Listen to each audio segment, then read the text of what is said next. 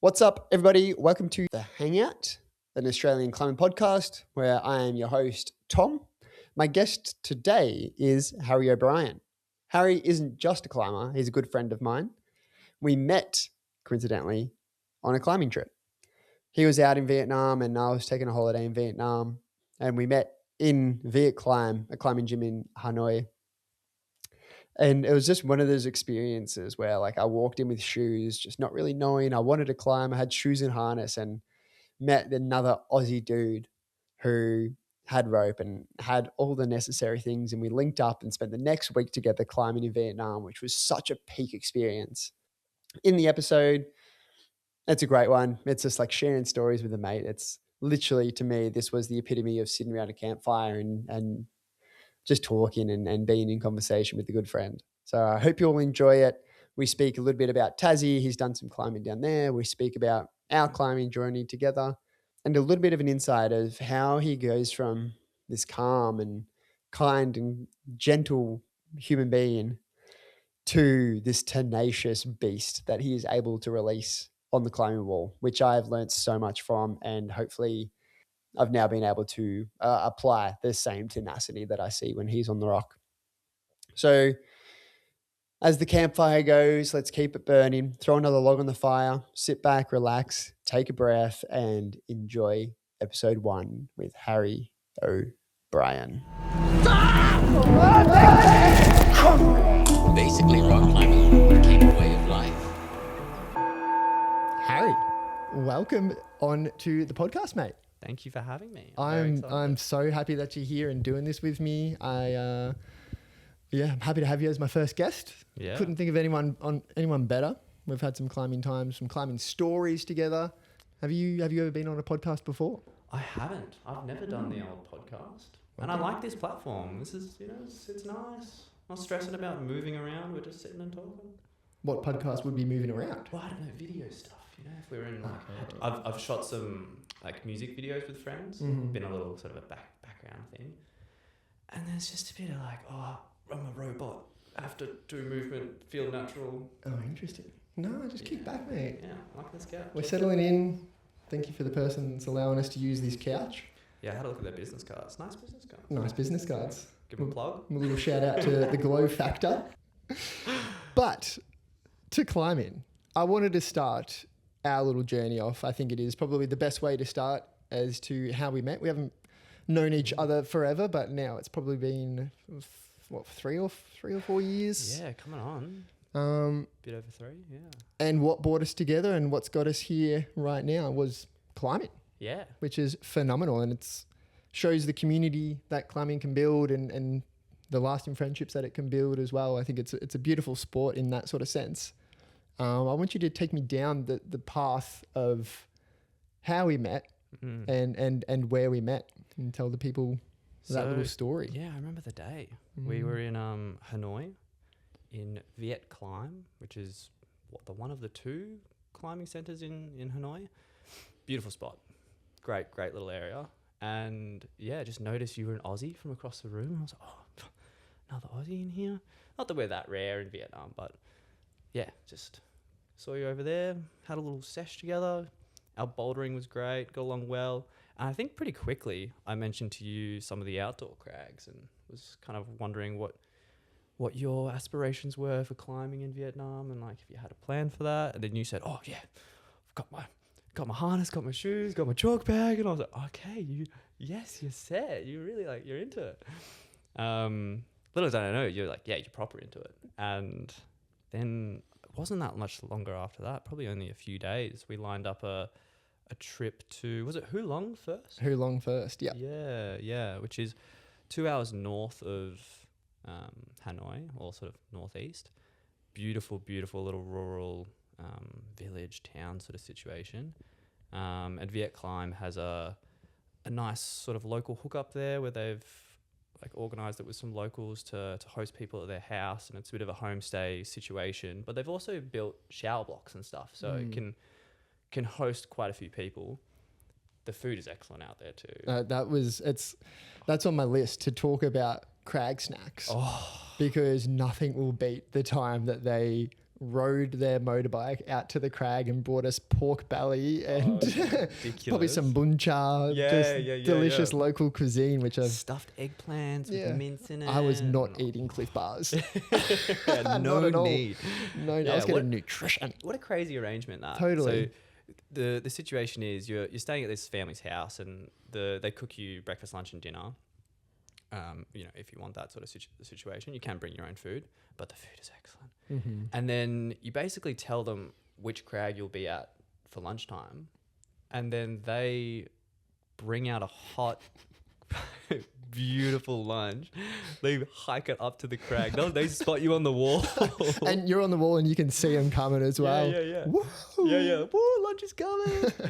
Yeah, and because it's so quiet out there too, that you can tell when a motorbike's coming down the valley. You know, you can hear it coming, and you have a look over your shoulder. Here they are, and they're such smiley folk out there. Oh, they're the best. They deliver Truly it with an absolute smile, and it just feels good. And actually, leaning into that sort of hospitality helps them out. They, if they're taking care of breakfast, lunch, dinner, you pay them a bit extra, and just it's a great thing. It's such an experience. And yeah, that was my first international climbing trip, and it wasn't climbing specific, but like you said, I brought my harness, my shoes just in case. Just in case I would tee up with an Aussie dude who already had a rope, and the perfect combination happened. Yeah. I remember, sweating my ass off in Viet climb and being coming up to you and being like, do you reckon it's kosher to go topless here? Because I'm fucking wet. I'm so wet. Dripping. Which you learned at the crag as well. Oh, yeah. You went did swimming. I did not have a chalk bag. Yeah, and it is high humidity. And Harry conveniently and generously lent me his chalk bag, which he still probably regrets to this day. Yeah, that lingering smell is nah. It was an experience. I watched you climb, and you're climbing great. And what kind of blew me away was the fact that we were climbing in this, it's quite humid, it's hot, and you're sweating a lot. So much. I think I sweat a bit, but so much. I just wonder how you don't get severely dehydrated. How do you keep your head cool in that? You're just losing liquids. But yeah, the climbing out there. But that was my first experience on limestone out there, and took a little bit to get used to it. Because some of it's quite sharp and almost like a little like flaky in areas. But then you get onto other areas which is just big features, bold climbing, and like quite dynamic movements, 3D, big toofers dripping down the wall. First time seeing and touching toofers and being like, these are holds. Like just a comfortable pinch or something like that, or multiple 3D knee bar options of climbing. It's so unique to the sandstone and the granite and stuff that you find here. I think it really opened probably your eyes and my eyes to climbing around the world. Definitely. So and sick. particularly with that 3D element, realizing that there's sort of holds behind you and knee bars are available in more areas than you would think, and really sort of capitalizing on that. Probably took a few sessions to get that sort of under our belt. But yeah, I was fortunate enough to be staying out there for 3 or 4 months on exchange. So I was living in Hanoi when I met you, and we had that first trip. Probably how many days was that we were climbing together? I think it was only one night. No, wasn't it? No, surely a couple days. I can't remember. I definitely remember one night because I didn't realize that I signed up with the gym itself, because you already pre-signed up with, I always get his name wrong, with Benoit is what we were calling him. If that's his, I can't remember if that's his exact. That was right? Yeah, Benoit. Okay. Yeah, with Benoit, we climbed with him the first day. And then we all rode the moped, all three of us on the back of a moped to the homestay. Huge packs as well. Huge packs. Mobile all that climbing fan gear. as well. Totally. Yeah, that was my saving grace, that fan. Oh, yeah. But crazy, core memories that, hey? Yeah, I just remember, totally thinking I was in Avatar land with those, big rock features. You're just in... I guess somewhat there was a lot of rice fields. Yeah. If any of the listeners have been to Vietnam or seen photos of say around Kappa Island. Like what's the bay there? Halong Bay. Halong Bay. Yep. Yeah. So those sorts of structures, but imagine that on land and just dispersed all in that valley. Yeah, And then you're climbing them. and you're just climbing it. And Yeah. I just just remember on the back of that bike, just having a moment, being like, "This is so sick." Like I'd flown into Vietnam, I think 3 days before that, and didn't really know like what I was doing. Maybe looking for a bit of climbing, was just going to climb at the gym and hopefully find some things. And 3 days later, I'm sleeping on the floor with a mosquito net on the back of a moped with 3 dudes who have just climbed in high humidity, eating pork belly at the crag. I'm like, dude, I love that this is where climbing can take you. Like you can just, gives you such a unique insight and access to different worlds. Yeah, it's even a bit of a throw to. There's something to it when you go traveling, and yes, you can travel in certain ways where some people plan it all out and they've got like schedules, and we've got to be there, which is great if it's like things are going to book out and you've got to make choices. Understand that, but also having that freedom. Oof. So like say we met in that climbing gym and. You're able to throw yourself in and say yes. You're not really like skipping out on too much. Yeah. Which is the way I prefer to travel. Yeah, for sure. Meet some people, make some plans, see what it goes, and go. Yeah. And boy did we, it's such a fun sesh up at Ha Long, unique climbing, and then we had. I think maybe just I only booked a couple of nights at the hostel or something like that. But yeah, then we decided to tee up together and roll down to Hanoi together and go down to Cat Bar Island. Yeah. Because we had the option to go deep water. No. Yeah, I think we originally went for the deep water soloing. Because like we'd seen that classic video on YouTube where I think it's called Lightning Strike. Lightning Bolt or something like that. Yeah. Which is just a world-class free solo route out there. Yeah. And just heard about a company running that out there and got out, and the climbing was excellent. Mm-hmm. Scary though. It's an experience deep water soloing for the first time. You also have to put your faith in others so much so, because the water there is, I don't know whether it's through pollution or whatever, but it's milky green. You cannot see the bottom. You don't know what's below the surface at all. Yeah. So when you're jumping in, because you got to get into you leave the route in some way. You just haven't faith. The only way. You haven't faith that there's no coral reef there. There's no nothing. You're in safe space. But they're very reassuring out there, and they certainly build up your confidence. So you're not jumping straight off a 10-meter platform. Although that first jump was pretty intimidating. Yeah, and they told you to keep on going. You're like, this is already enough. Like this would be a good opening jump, and they tell you to go go another meter higher, and you're like, all right.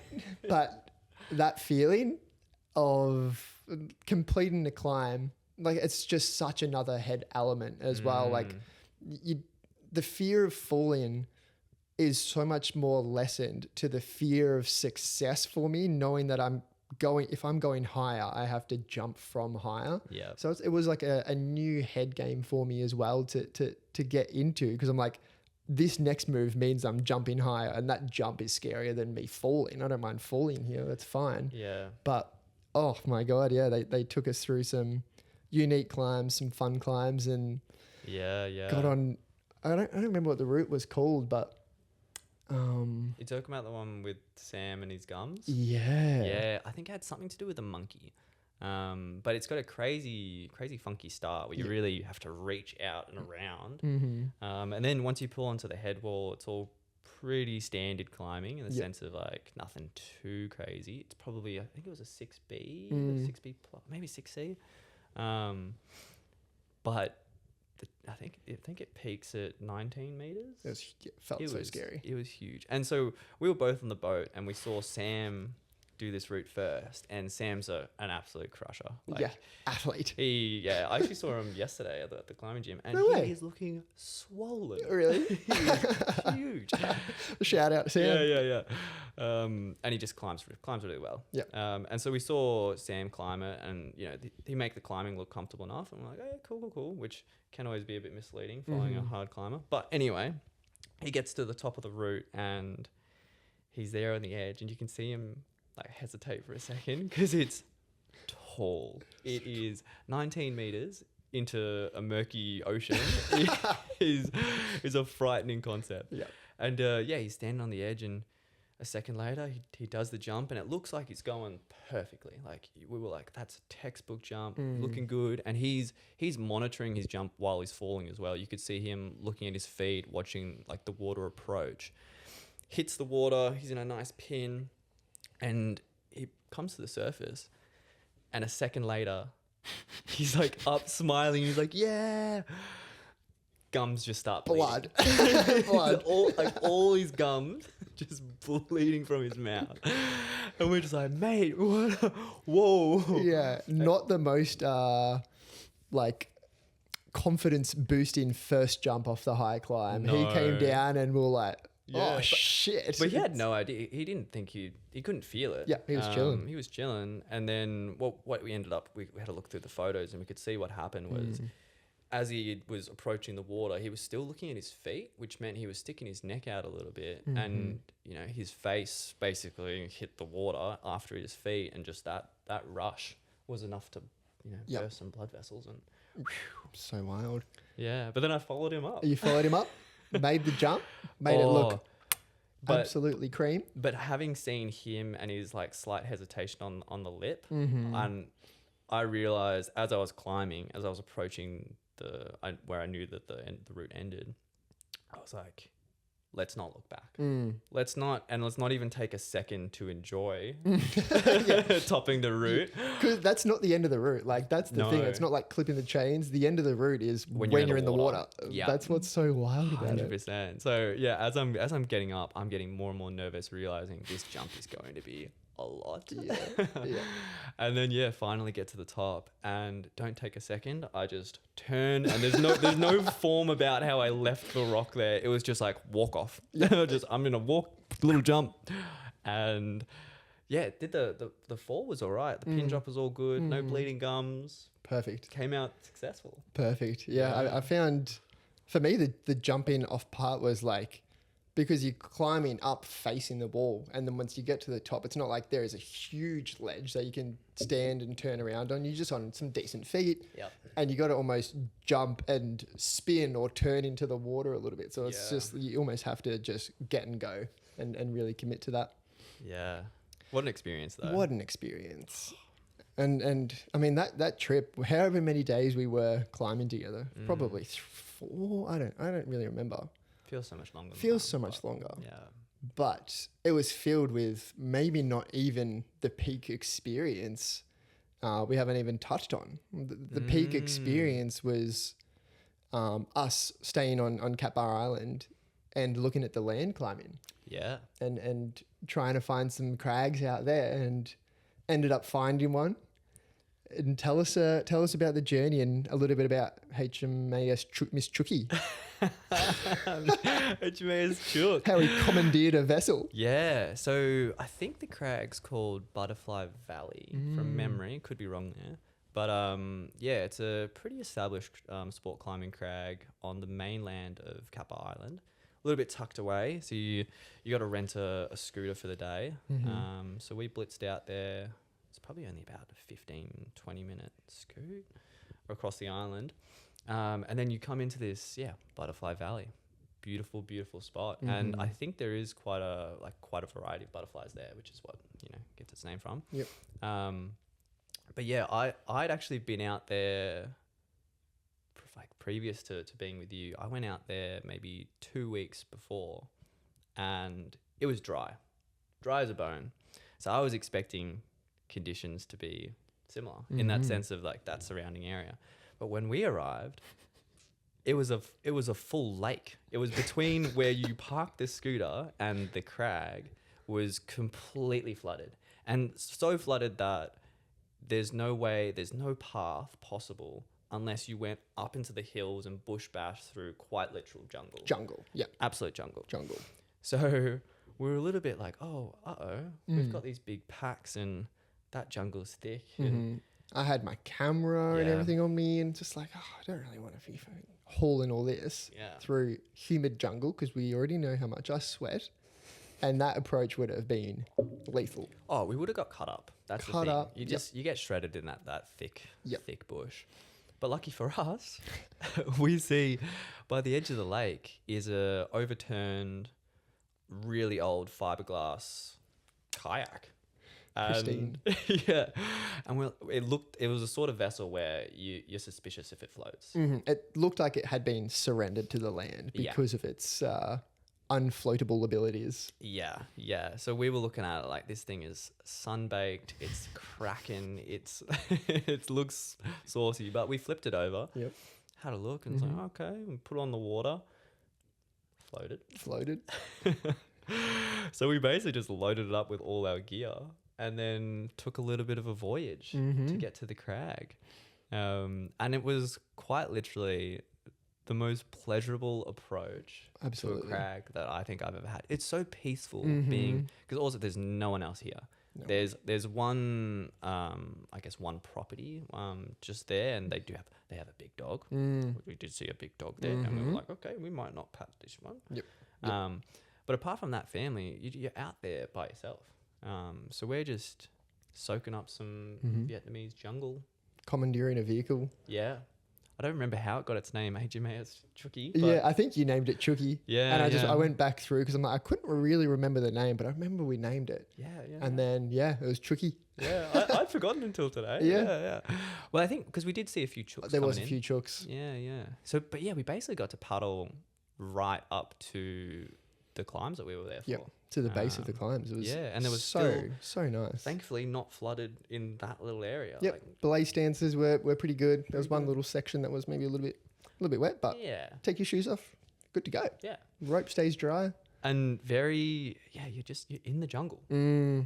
So, and from memory, it wasn't disastrously hot that day as well, No. which was quite nice. Yep. So pleasurable climbing. The approach was phenomenal.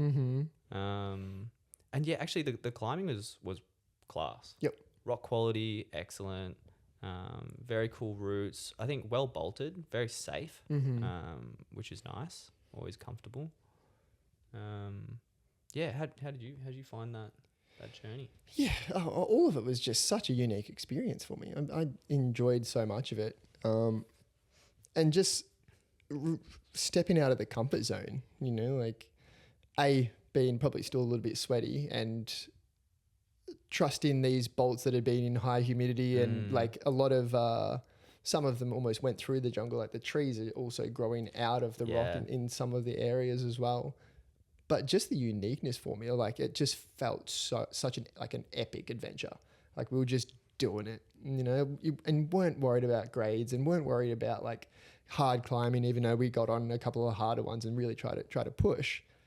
But it was just experiential. Like it was just phenomenal. Yeah, that sort of adventure, like in Australia, we certainly do still have that. There's adventurous climbing, no doubt. But a lot of the stuff that is accessible is so well trodden. And yes, you still feel like you're going, you're bush bashing with your mates, you're going out into the Grampians, and it's beautiful, don't get me wrong. But overseas, when you're going into some jungle area, and it's just so foreign for us, I think, because that landscape, maybe if you're from Queensland or something, it's probably a bit closer. But down in Victoria, we certainly don't have anything like that. Totally. So it's, a nice leap into the unknown, and it was a fun day. Oh, it was such a fun day. out. Such a fun day. And then even like, I remember, I think I've got a video of it as well, like clipping the chains of one of them and just like this, maybe even two big birds of prey just circling above us. And once you get above like the tree line as well, you can look back over the little lake that we commandeered the vehicle and paddled across, and you're like, just so many moments where you're pausing and going, I'm lucky. Oh boy, I am so lucky to be doing this. Yeah. Like, such a privilege for us climbers to be out there and doing our thing. I do think that's one difference between deep water soloing and sport climbing is that, once you're on that, you clip the chains, you're up at that peak and you get to have a nice, beautiful look. And all you're doing is lowering or you're cleaning or whatever.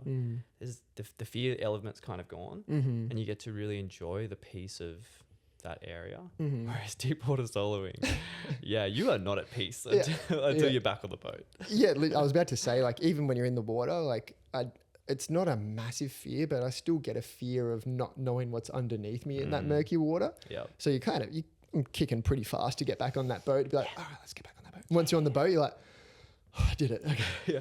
That was a blur. How about that? Yeah. Freaking phenomenal. I loved that trip and can't wait to do some more international climbing. But there was one thing that really stood out and took out my awareness was your climbing. And maybe I know it a little bit as well, but we could use this as a bit of a conduit to jump back and maybe even ask the question and use that as the conduit to jump back into a bit more of your youth. You have this sense and ability to just turn it on. Noticing that the first day we climbed together and still a few weeks ago when we climbed together, you've got this incredible ability. If people are watching the video, Harry is calm natured. He is giving, thankful, gracious, just like this soft, beautiful energy. And then I get the zoomies too, don't you worry. You can get the zoomies. But you have such a tenacity on the wall, and to be able to summon that at will as well is such a superpower. And when we climb with Bryce, my main climbing partner, like, it's such a motivating, overwhelming feeling for us to experience, and it just psychs us up. So I'd like to jump back, and maybe if you can find like the genesis of those, that feeling and that ability to be able to both hold this soft, calm, really, really beautiful energy that you have, but also this tenacious, like, want, like this thing that you really, really can just push through pump and pain and fear. You feel it, I'm sure, but you have the ability to really push yourself. Is there something that stands out from potential childhood that's not even climbing related that has allowed you to hold both of those dualities? I think it's a bit of there's steps to it. I certainly didn't just overnight was like, rah, the beast is unlocked. No, but I think with climbing is you're building confidence in your body. And I would say that I don't really go into that state of absolute tear if I know that I'm approaching an injury, say.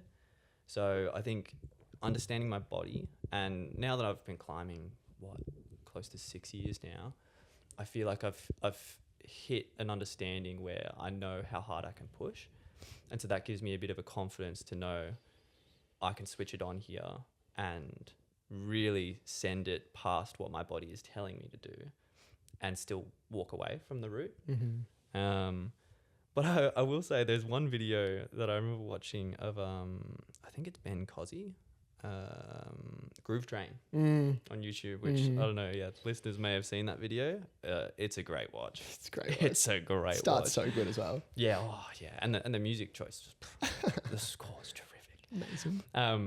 So I remember in that video seeing Ben just really turn into an animal on the wall, and realizing that you can really just draw from yourself and push, and kind of maybe took away a bit of the potential embarrassment of, like, when I'm out there, it's an animalistic, guttural scream. Like, I am screaming from the depths of whatever this is. And it's vulnerable being out there doing that, particularly at a busy crag, and like you don't want to make too much of a fuss, I guess. But in that moment, I am not thinking about any of it. There's no concept of crowd. There's no concept of, it's just me and the rock and giving it a good crack. And in that, it's almost like, I treat it as a bit of a superpower move, where if I know that I need to get through a crux sequence or whatever, that's when to turn it on. And I certainly don't start routes like that. I try to, calm, composed, get everything in order, get into the position. And then there's a moment when you got to just like, put it all away. Release the beast. Release the beast and give it your all. And that, it's been a process getting there. Yeah. But I think a lot of it comes down to maybe comfortability now with myself and my climbing and body and injuries. But also once you start doing it, you realize it can be done. And then you can kind of lean into it a little bit. I remember learning to full crimp for the first time and realizing, wow, this is a superpower. All of a sudden, you can hold on to holds that you couldn't before. And this is early days in climbing. And I remember overdoing that, not realizing the risk factors of if you full crimp everything, you're going to lead yourself into an injury. Yep. But that comes with time and experience. And it's the same thing with that, with going into that state. Like, I can't do that every route. It's also a desire. It's really, really wanting that. Yeah. So if I'm not stoked about a route, it's not going to come out. I'm just going to take the fall. Yeah. You know. But yeah, out at where were we? With the Cathedral for that session. Actually, I wasn't with you for the last session with Brycey, but yeah, I was very stoked to get that tick, and it certainly came out on that. Thank you. Yeah, that was my highest grade so far, which I'm pretty happy about, and hope to get out there again soon. Oh, we've got a Grampians trip. We do have a Grampians trip lined up, which I would love to.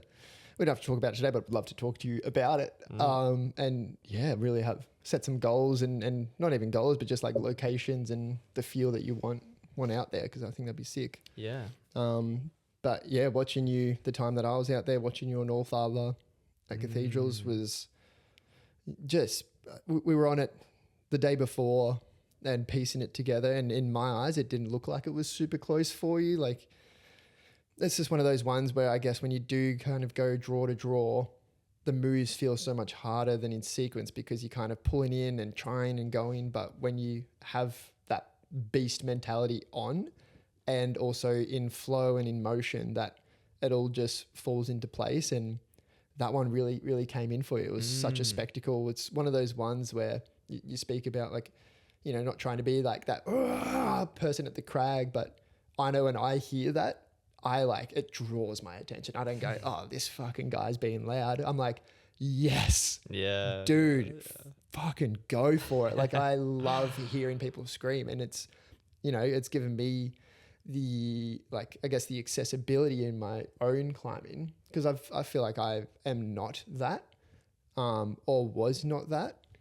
And just in recent times, through a lot of other, I guess, getting stronger in climbing and working on the mental game of climbing as well. But from you and maybe just you, just the ability to turn my own beast on as well. And like, if I'm feeling scared, just scream through it, you know, just scream through it. And the amount of times now that it's worked for me, like I had my most successful Grampians trip a few weeks ago, and that was awesome.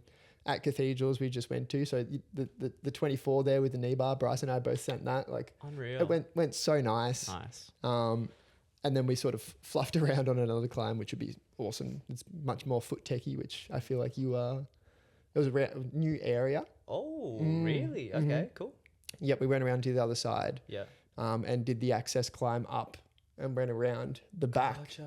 Is it the 24 over that side? Exactly. Yeah, I've heard good things. Yep.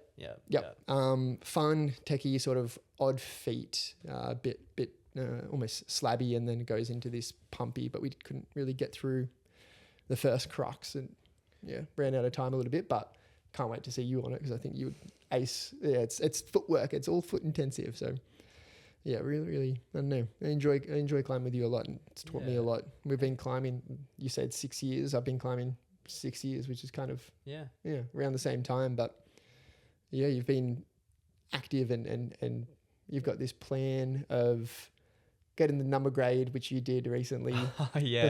before you turned 27 of ticking Yeah. to 26, and you did that. And Yeah. Oh no. So it's before I turn 20. Oh yes. Sorry. Yeah. You're right. Yeah. So but yeah, I'm hitting the grade of my age. Of your age. Yeah. Each year. a grade a year. Can't wait till you're 36. Yeah, there is a cap out point there. I'm saying after 29, like I think the step up to 30 is mind boggling. Yep. So that's, I mean, it's a rough aim. But I was pretty stoked to get that. I take my birthday's next week. So have that 26 locked away, and we'll have a look at some 27s this year. Mm-hmm. And yeah, hopefully. Yeah, but it's that thing where I remember when I first started outdoor climbing, and this is before I at this point I had no gear bar my harness, shoes, chalk bag, and I went out to the Blue Mountains. I was on this van trip around Oz and had a plan to meet some climbers, and went out to the climbing store in Katoomba and asked at the climbing store, hey, where do climbers camp around here? And she mentioned that Mount York had just opened up after the recent fires. So I went up there and found this beautiful spot and met this guy Jai, who he'd be, at the time he would have probably been in his mid to late 30s and had been a crusher since early days. A super strong climber, awesome dude, and he really took me under his wing. And at that point, I was climbing, just like teens and feeling really uncomfortable on the rock and barely even know how to clip / do a figure 8. And he's got me belaying him on 29s, And I remember asking him like, oh no, actually no, he told me just out of nowhere, he was like, hey mate, like, it's never about the grades.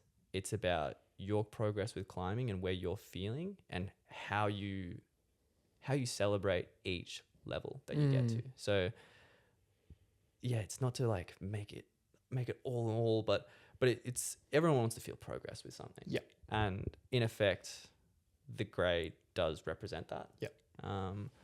And you can certainly feel more comfortable on the same grade, and that is definitely progress as well. And just getting a bit more confidence on the rock and feeling less fear, I think, is a big thing as well when you're starting out. Or when you're 6 years in. Yeah, the leg still shivers. Yeah. Oh, first route of the day. Always. Yep. It's always just an uncomfortable. It's a little shaky. You're not finding the flow, but yeah, it takes some time to get in for sure. Yeah. But yeah, I think on that as well, like it's such a good point. For me, I've been in what I would not look at, but maybe from the outside, if you're looking at my crag. If you're looking at my crag profile, it's been in a 24 slump for 4 years. Like I climbed my first 24 in my second year of climbing, and we worked really hard at it. Like we'll go into Mount Macedon almost twice a month, something like this. We're out there a fair bit and projecting this and got it, which was awesome. And then I think I got an injury and I just had mental setbacks as well as physical setbacks. And just couldn't get back to that grade. It just couldn't find it. I'm not really sure what it was. There was this barrier of belief, which I wasn't able to push through. And now in recent times, I've now, like just in the past maybe 2 months, have climbed 4 24s. So still haven't passed through 25. But just where I'm at in my climbing, even though there isn't this grade progression, and I've got my eyes on some 25s for sure, but there's no grade progression, but my like belief and my feeling in myself is like I've come so far to get there. Yeah. Like I have pushed through so much and I feel like I've grown so much more as a climber, but I'm still climbing the same grade, and it's that sort of sense. But the pyramid's being built, which is nice. What do you think shifted in you to get to this stage of now you're feeling more comfortable and you've like solidified that grade and you can certainly climb a 25 if you're ticking 4 24s in a month or something? Like if you spend a bit of time, you'd tick. But what do you think? Yeah, what do you think? Has there been a shift?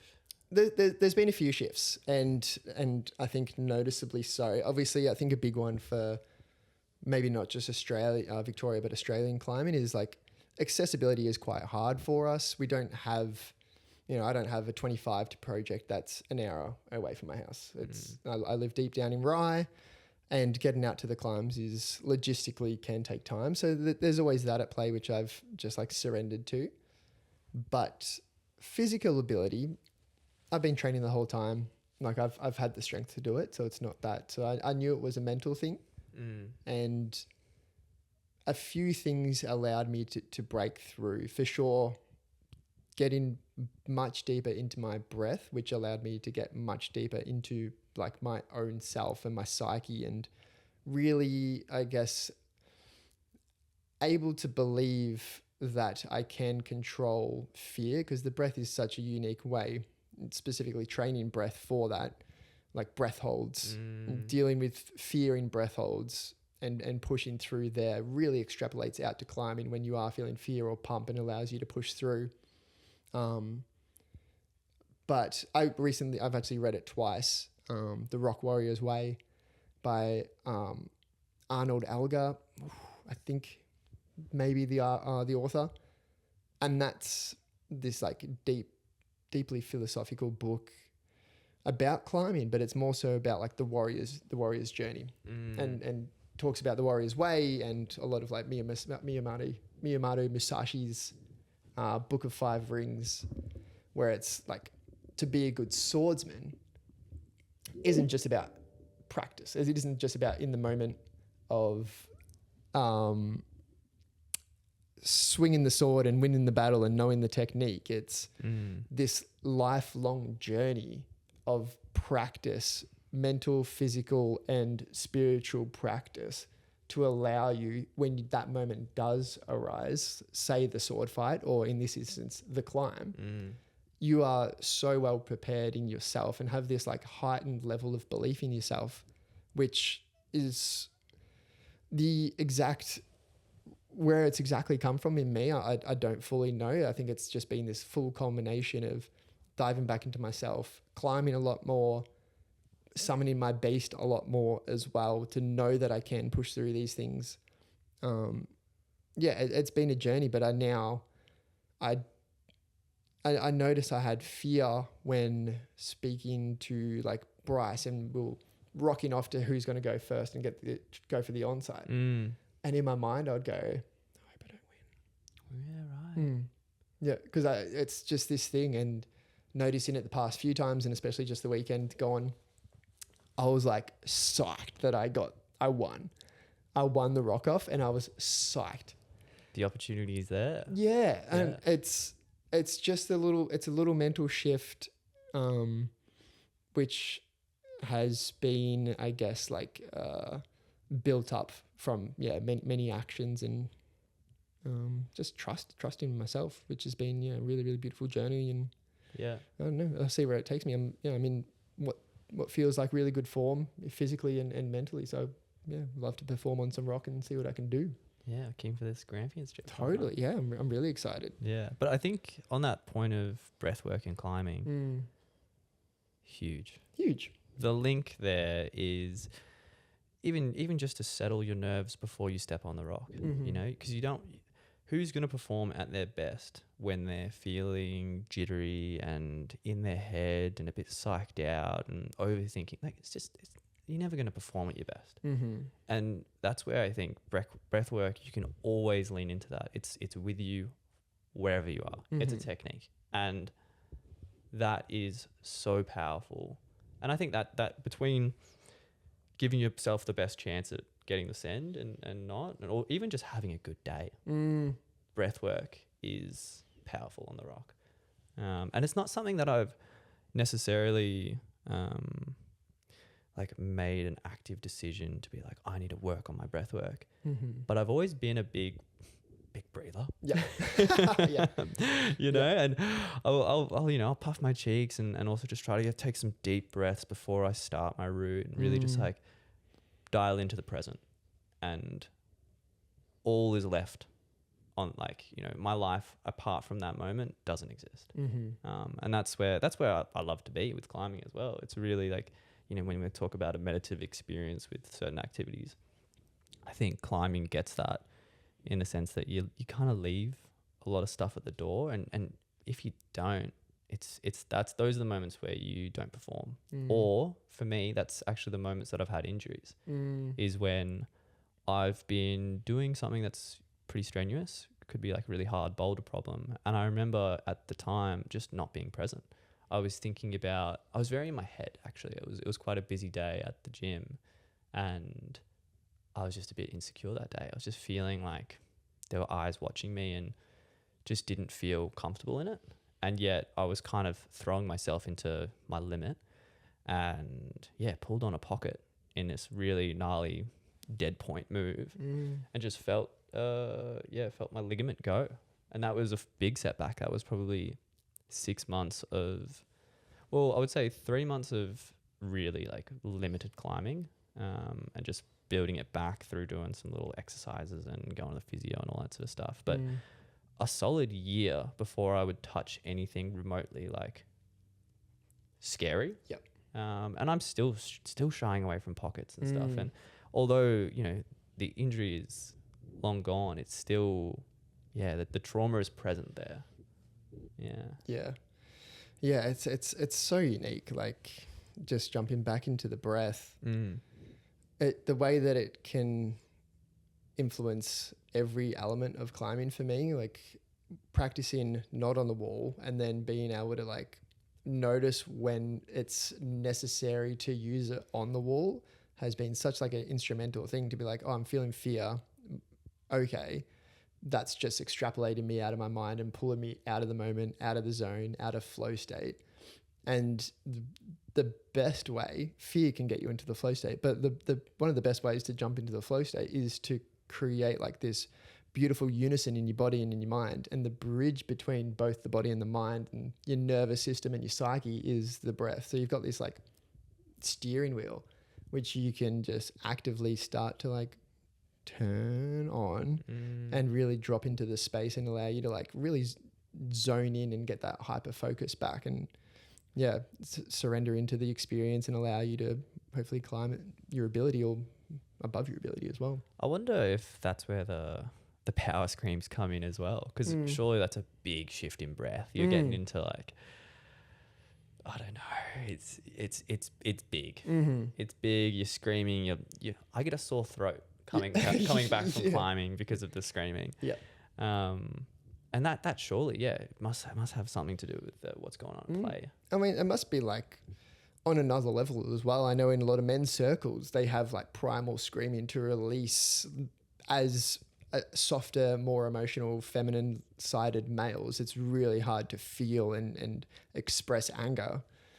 And climbing might do that in such a unique way because like primal screaming has taken off in certain circles because of the like just letting it out and allow yourself to feel like at that level of anger or like just that heat come through as well. Yeah. And what that is doing emotionally for you when you're climbing as well, I think would be just releasing like this passion, like releasing this like heavy emotion and drive and like this intense, probably masculine energy, and allows you to like push through. And it's like, it's very yang energy and very, I don't know, but I don't know. Climbing is a balance of both.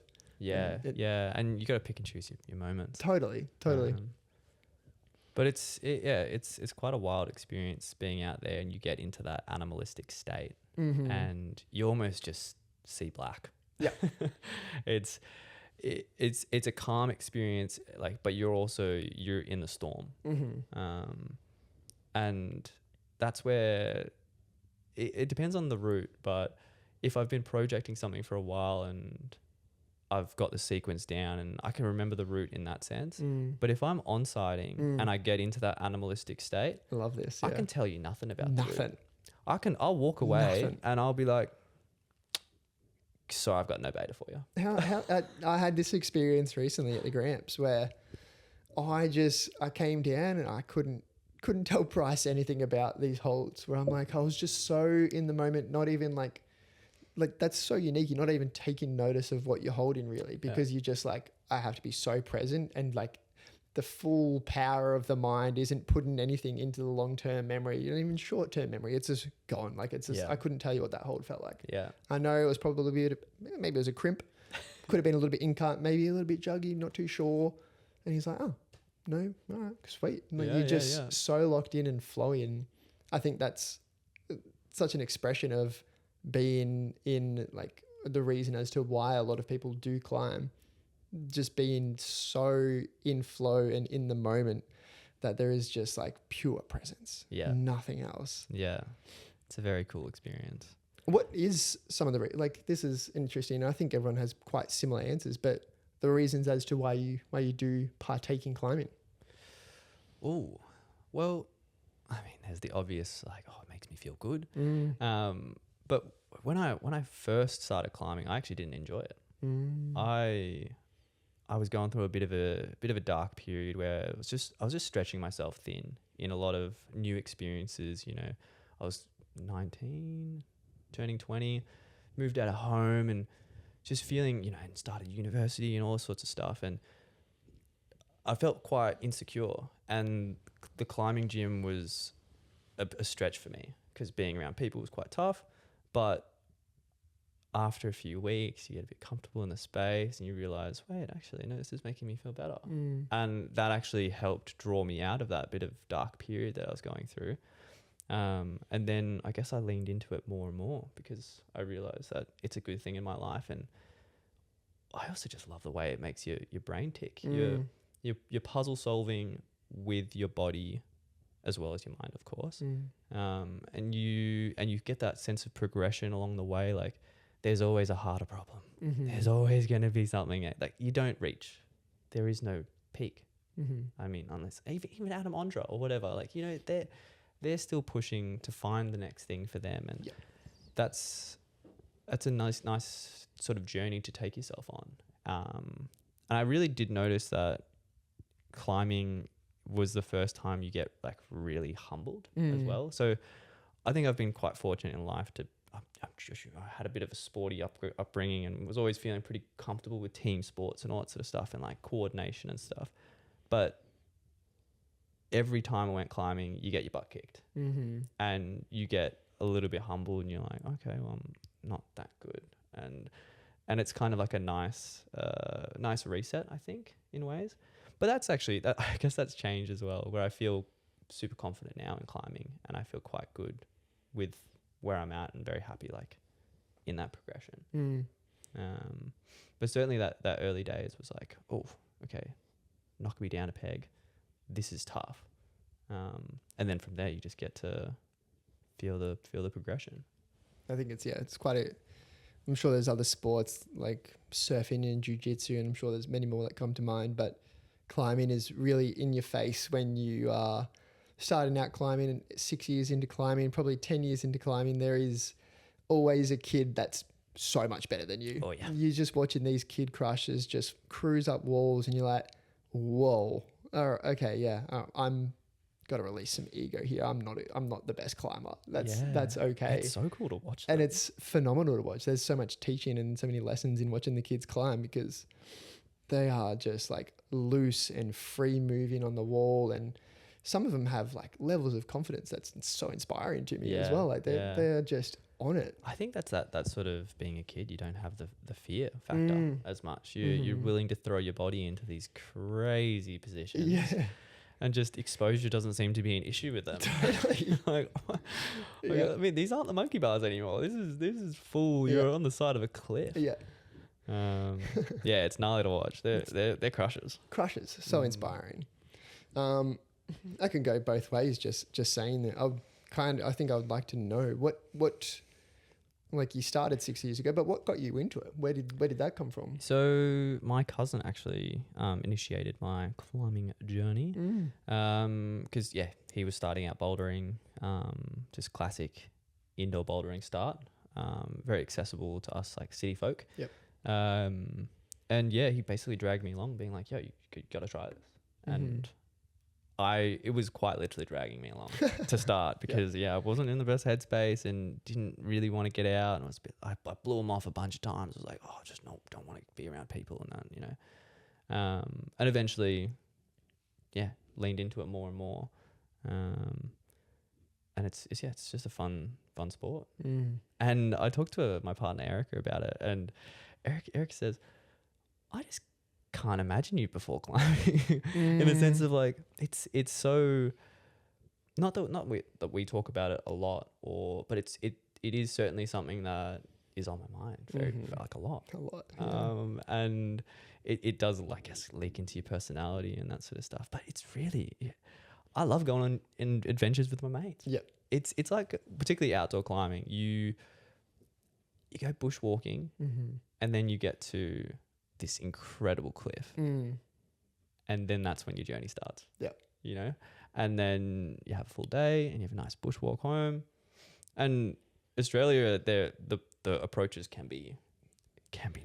I would actually, would love to do a semi-gnarly approach with you. Probably the worst one that I've done at the Grampians. But to jump into Van Diemen's Land, I think would be some really nice climbing for us there as well. Would love to do that. Yeah, It's, definitely. Yeah, quite a long one. I think the first time I did it, every time you do the first approach, there's a little bit of bush bashing. Yep. And Bryce and I did it on like a 35-degree day. And we made it to Tribute Wall, which isn't like, you got to keep going to get to Van Diemen's. And we were already out of water by the time we got to the wall. So did you just do a recce day or did you get on the rock? We did, I think we did 2 climbs of lad. Yeah. Cool. Yeah. We're out of here. Like, we need water. It is hot. Yeah, safety first. Safety first. Yeah. I think some of the gnarliest approaches I've had were actually in Tassie.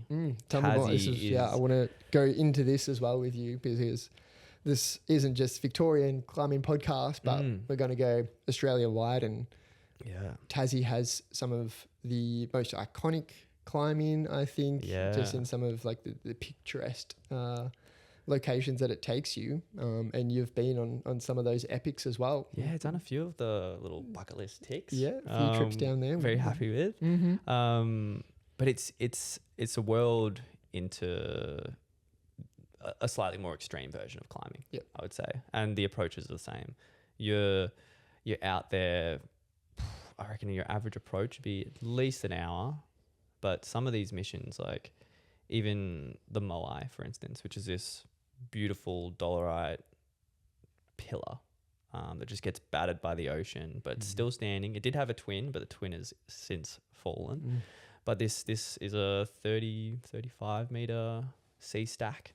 That's just beautiful dolerite. And to get out there is, I think it's about 2 hours, 2.5 hour walk. And then you've got this whole rappel to work out. And then a bit of a scurry around to the pole. And then you got that beautiful climb, which was a great day out. And that was still relatively early. That was maybe four years ago. So I was stepping into the unknown there. And it's a beautiful spot, Tassie. You're quite isolated. So you're out there having this adventure where it feels like you're the first person ever to do it. Although there's bolts and stuff. Yeah. But you just feel like you're so out there. Yeah. You're out there on the edge of these cliffs, and if you look south, it's just Antarctica. Yeah. You're feeling edge of the world. But I reckon the biggest journey was doing Cape Raoul, which is an incredible spot in Tassie. It's just sea stacks lining up all the way out. And then sort of the second furthest pole is quite an iconic route called Pole Dancer, which I think is like a 22 mixed route. There's quite a lot of mixed climbing in Tassie as well. So you get some bolts, particularly around the cruxes, but then it is run out if you were to do it purely as a sport route.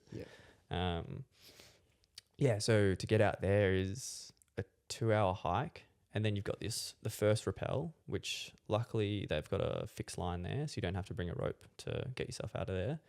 But for this journey, I think you need to bring at least 3 ropes, maybe 4. So you want a decent sized party to be able to carry that weight, as well as all your water and your food and your climbing gear. What would the party size be? Like, you can't just do it in a duo? Well, you could. You definitely but could. You're just hauling. Yeah, you're probably hauling more. And okay, maybe you just wouldn't set up as many fixed lines because you have to think about getting out.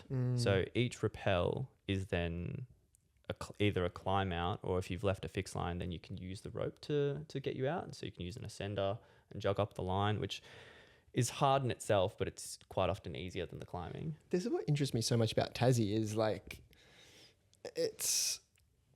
I feel like it's almost a barrier to entry is like the logistics. Like I would come to you because now I have the accessibility of how you did it, but to go out there and really figure out how to do these sea stacks and you know, what ropes you need, what it's going to be like, because there's some where it's like sea swim across. There's some which is, what's the, you know, where you do the line walk and everything like that. Yeah. So that's the totem pole and the candlestick, those two. Yeah. Which I headed out to recently. So only about 2 months ago, went out for just a 5-day mission out to Tas, and went out there to tick the totem pole and jump on the candlestick.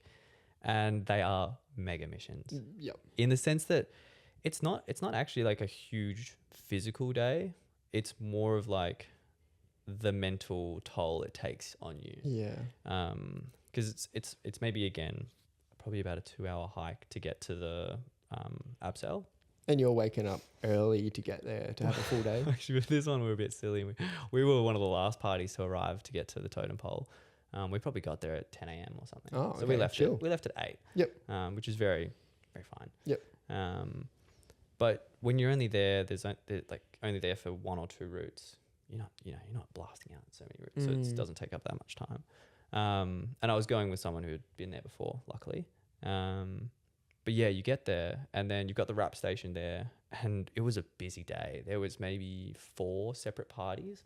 So if you can imagine, they've all got their own line, and you use the same wrap station to access the totem pole and the candlestick. So there's 4, and the candlestick's beyond the totem pole, and it's double the size. And so there's 4 lines that you have to keep the line connected to you at all times, because it's the only way back to the mainland. Mm-hmm. So you're climbing with this rope that you rappel down to the Your seafloor. second is climbing with that? Or? Yeah, your second's climbing with that. And they're like, it's basically like a tail that they've got on them. Which means that there's off that anchor, there's 4 ropes going off at all different angles. It's like a spider's web. And that anchor also feeds both of them. So there's like rope running all the way up. Yeah. Shit. Yeah. And so we're the 4th party or 5th party to arrive. And so the anchors were so stacked with carabiners and stuff that you couldn't fit another carabiner on it. Fuck. And I was just like, oof, I don't really want to set up a trad anchor here. Although you definitely could. And my mate was comfortable doing that. But being out there like on the edge and it's a 60-meter rappel, and then you've got to set up a Tyrolean, which is like a zip line to get back. So you're loading an anchor, and you can find a trad anchor to do this, but I wasn't feeling comfortable enough to do it. Yeah. So yeah, we got to the point where we couldn't clip a carabiner to the wrap station, but I could thread a sling. So because you can squish a sling quite thin and then do a little like hitch off it. So I ended up doing that and created an anchor still using the bolts, which I was comfortable about. And then the mission proceeds from there. So you do a 60-meter wrap, which we brought a rope that was too short. Classic. But we knew that. Yeah. So we had the stopper knot, and we got to the point where we were like, okay, well, we're going to have to join our second rope, make a join. And then for the totem pole to access the pillar is a swing. So you do that 60-meter rappel, and then you're almost at the seafloor. You're probably maybe 5 meters off the ocean. Waves bearing. Oh yeah, big old waves. And it's sharky water. It is out there. Luckily it was a sunny day, so it was pretty picturesque as well. Nice. So it wasn't like full doom and gloom, like because I imagine out there it would get pretty spicy on a real rough day. Windy or? It was a breeze, but it was a breeze in the direction we wanted. So because your ropes, your tag line is with you the whole time. Tangles and Exactly. So you want the wind to be facing the right direction. I think it's a southerly that you want, because then it blows your rope clear of the rock, and it's actually a good thing because you just don't have to fret that you're going to get entangled. Yeah.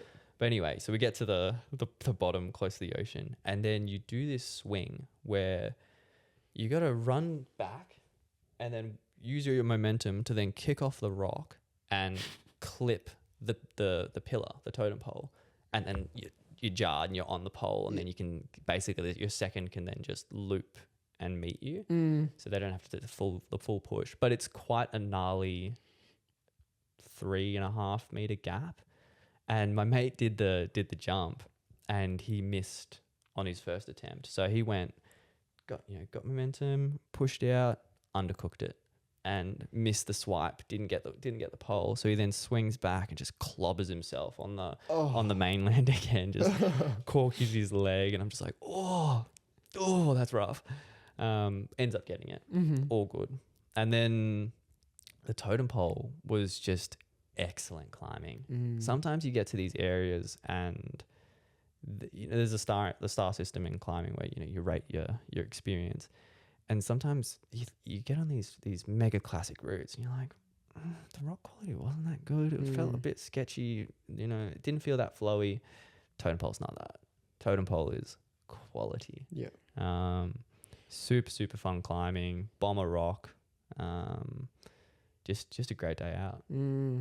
So yeah, I didn't get the push clean, so I took a couple falls on the second pitch.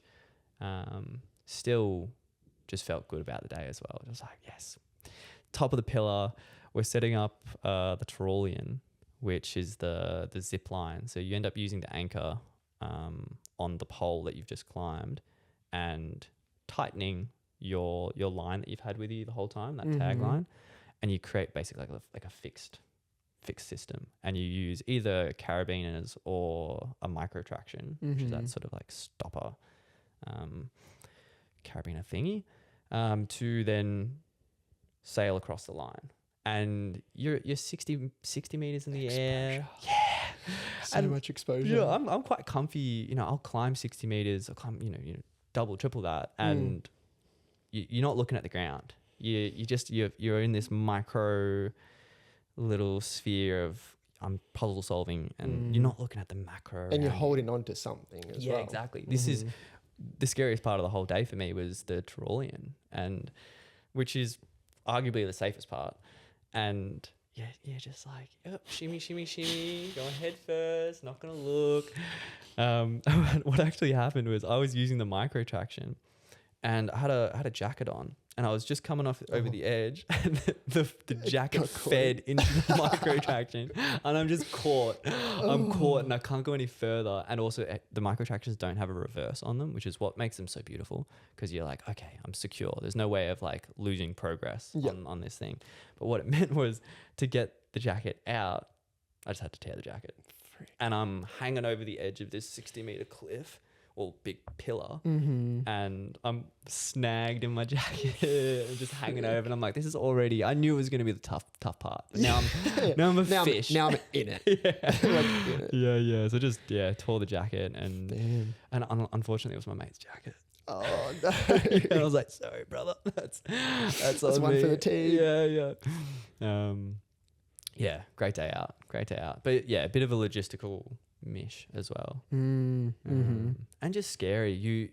When you get to the edge and you're just starting your mission there, you're looking out and it's intimidating, and as soon as you do that wrap down, you're like, you're committed, you're in it. Although you could jug out and just pull your rope and walk away, you go through that mental process of, nah, I'm on, and I'm gonna give it, but it's scary. No doubt. Far out. I mean, it sounds like peak experience. It sounds like absolute peak experience. Yeah, it's good. Something that I can't wait to do, would love to do. Logistically would have to sit down and feather that out, I think, and see what goes into it. Yeah, we can draw it out on a piece of paper. Yep. That's probably the easiest way to really like plan that day, which I haven't really done that much, but it just seems like a great idea. Also to explain it to whoever you're climbing with as well, like so both parties are they're aware of the plan, basically. Because what ends up happening on these missions is usually you'll go with someone who's more experienced for the scary stuff. Because if you're both inexperienced and you're out there just figuring it out, sketchy stuff happens. Yep. And not to say that you can't do it, you definitely can. You just give it a bit more thought. Yep. If you're both going out for the first time. But for me, I had a guy that he'd been there before, and so he knew the plan through and through, and I knew a rough plan, And I'm also pretty happy to kind of take the leap of faith with people that I trust and know. And this guy's, he's a seasoned climber. Yep. So I put my trust in him, and I was like, okay, Michael's got the plan. I'll follow him. But I reckon a more comfortable way to go about those missions is, and it probably takes a bit more effort, you just sit down with a bit of pen and paper the day before, and you nut out what's going to happen. Yep. What the day is going to look like. Because that would probably take away a little bit of that element of, the unknown and that sort of stuff. Because when you get to that cliff edge, that little, that monkey brain, the stuff, the primal stuff comes out, and the fear takes over, and you get into a dark place. And sometimes that you don't show your best side because of that. Like if people are reacting in fear, you can say things that don't come out right, or you're not intending that. And so I think limitations for that situation can be explaining things with your partner, and good communication for sure, just key. And a Navy SEAL comes to mind. A Navy SEAL quote comes to mind. And I mean, if you can live by this, it's great. And you don't rise to the level of expectation, you fall to the level of training. So if you are in for them, like in these serious potential life-threatening situations, they've drilled this, they've written it down, they've drawn it out, they've gone through these things, because when we do get into those highly strung out, stressful states, that clear thought, it goes. Like we've probably all had it on the wall where you're like, fuck, oh, where's the hold? I'm above the draw. Oh no, you fall, you get back up to the same spot. You've done the fall, nervous system's relaxed. You just see the next hold. You're like, oh, it's right there. Yeah. Oh, I could have just moved my foot to that better foothold and I would have been okay. But you're just so tunnel visioned and not seeing it when you're feeling, stressed out or in a fear state. So it's super important, especially in these like epics, to flesh out and have that level of training. So you don't just fall back to a fear state. You kind of fall back to, okay, I can rely on skills that I've trained and plans that I've processed with my partner and everything like that as well. Yeah. And without a doubt though, you're still going to have to take that. If you haven't done it before, it's a trust. Yeah. It's a, you got to trust your systems, trust your rope, trust your partner, and all comes into it. But an awesome experience. It's such a part of climbing that I actually really enjoy is the unknown part. Like when something doesn't go exactly right, not in a dangerous way, but in a way that I have to fall back onto my skills. Like if an anchor's not going together like I had planned, and you really have to be like, oh, okay, fuck, dude, like this one, it didn't happen, but bro, I think this recent 24 that I was climbing on, Bryce had been working it and he just wanted to work the crux. So he put drawers up to the crux and then came back down. I'm like, oh, sick, now I'll have a go. Flash go, jumped on it, got past the crux, went to click the next drawer and had no drawers on me whatsoever. And we were like really and the fall's not crazy, but it was just really trying to figure out like, what can I do in this situation to get this tick? Like what can I do? Like I don't want to fuck up this flash. This feels, I've made it past the crux. I'm like, the rest it's Jug City. Like if you've climbed at West Flank, once you get past the point, it's Jug City up there. So I'm like, okay, so I down climbed a little bit. I took the drawer beneath me, climbed back up, clipped that drawer. I'm like, okay, so now I've got one carabiner, fuck my PA. I'm like trying to like plan this thing whilst holding on, and it was pretty good holds. And then we try to like pass drawers up from the clip stick. So I tried to down climb through the crux again, and just ended up like I was on the wall for way too long, but like, and then ended up falling because I'm like, I can't do that crux twice. Yeah. Balancey. Yeah, true. Reverse, down climb the crux and then go back through it's crimpy, balancy. It was, nails. Yeah. But like so stoked that I made it through the crux but still didn't tick it. But just that where your mind goes, being able to like problem solve in the moment is like such an element that I really enjoy. Didn't get that one because I didn't have, I mean, when we came back down, we're like, there probably could have been a way to do it, but it would have been like a little run out on jugs and figuring it out. But and it also depends on what the anchor is up there as well. Like, do you have those perma-draw clippy boys that are at It's just- Cathedral. yeah. No, probably not. Yeah. It's probably just a chain. And Yeah. yeah, I've been in a similar scenario. Yeah. In Laos actually. Oh, nice. In Green Climbers Home, which is an It's Green Climbers Home. Green Climb. Well, that's the name of the hostel there. Oh, okay. But it's a bit of like, it's the only thing in this area. So the space in Laos is called Takek, and Green Climbers Home have set up a couple of sort of base camps in this. I would guess it's like a U shape, like a horseshoe shape valley. That's maybe 500 plus sport routes on incredible limestone. Whoa. Yeah, they have bolted so many routes, so many, and they continue to. It's just like, yeah, it's huge. Yep. Far out. Yeah, awesome space. And yeah, I just remember we were having a bit of like a crag party in the sense that like we had heaps of people there, and we're all like, yeah, stoked to get out. We weren't climbing like particularly hard stuff, and yeah, I just didn't take enough draws. Didn't take enough draws with me. There was a long route. It was maybe 35 meters, and I knew it was an easy grade, so I was like, don't sweat it. Didn't really look at the guidebook to see how many draws. I had maybe 13 or 14 draws. Not enough. Oh, wow. Not Well, enough. so was it spaced kind of close, or at the start it was really close spacing, and I was like, okay, I'll clip them all. Yeah. Not realizing I should have definitely saved some. And yeah, same experience. Had to down climb, grab that draw, and then you're like, oh wait, this is a huge run out. Yeah. Luckily, it wasn't a hard grade. Like, it wasn't too tough. Yeah. But end up getting through it and just using that one draw to be like, okay, I'm good here. Yeah. Gonna use it again. I'm gonna take it off and run it out again. Yeah. And like, we'll just okay. And then Just keep like kind of overlapping as well. If you got two, clip it, down climb, take one, clip that one above, down climb. Yeah, just doing this full laps. zigzag. Yeah. I've got some friends in Green Climbers at the moment. Sick. It's such a sick spot. If anyone's thinking about climbing in Asia, check out Green Climbers Home. Awesome setup that they've got there, but the base camps are sick. One of them I think I prefer more because it doesn't have any phone reception, so the vibes are different. You get there, there's no one scrolling, there's no nothing. nice. Not that the climbing community is like that heavy, doing that, but there is one camp where there is phone reception. Yeah. And so People are going to dabble. people are going to dabble. There's just less games going on, less like flowing conversation. So there's one camp that, I think I prefer. And they've got all the services you would want, all the mango smoothies you could dream of. But it's sick. It's a great like lifestyle there. Yeah, the crag is 5-minute walk, if that. It'll be 1 minute walk away, but then there's a great crag maybe a 5-10 minute walk away from your camp, and you can stay with a tent for I think it's $5 a night, cheap as chips. Just live out there. All the food is you think, because they've got a captive audience as well, like the town's maybe a 20-minute drive away, that they they charge whatever they want for prices and stuff. $2 a meal. Fine. It's great. It's great.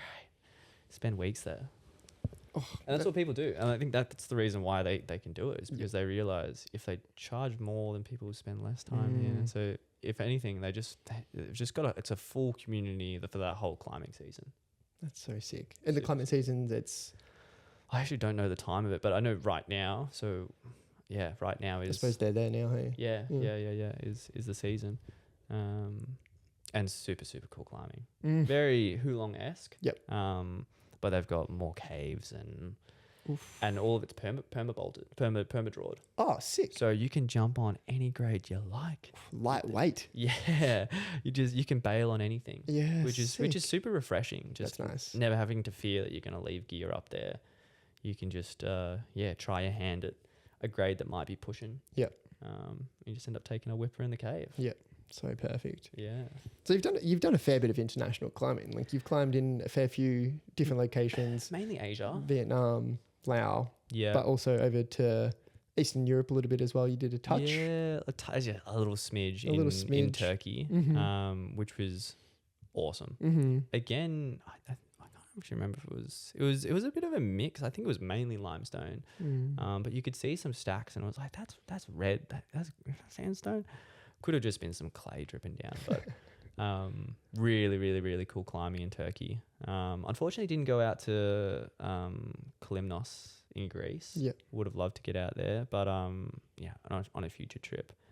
But I think for me, Asia is so accessible for Australians. Mhm. You know, the flight's not too bad, and the climbing is excellent. Yep. Super, super cool. The community out there is awesome.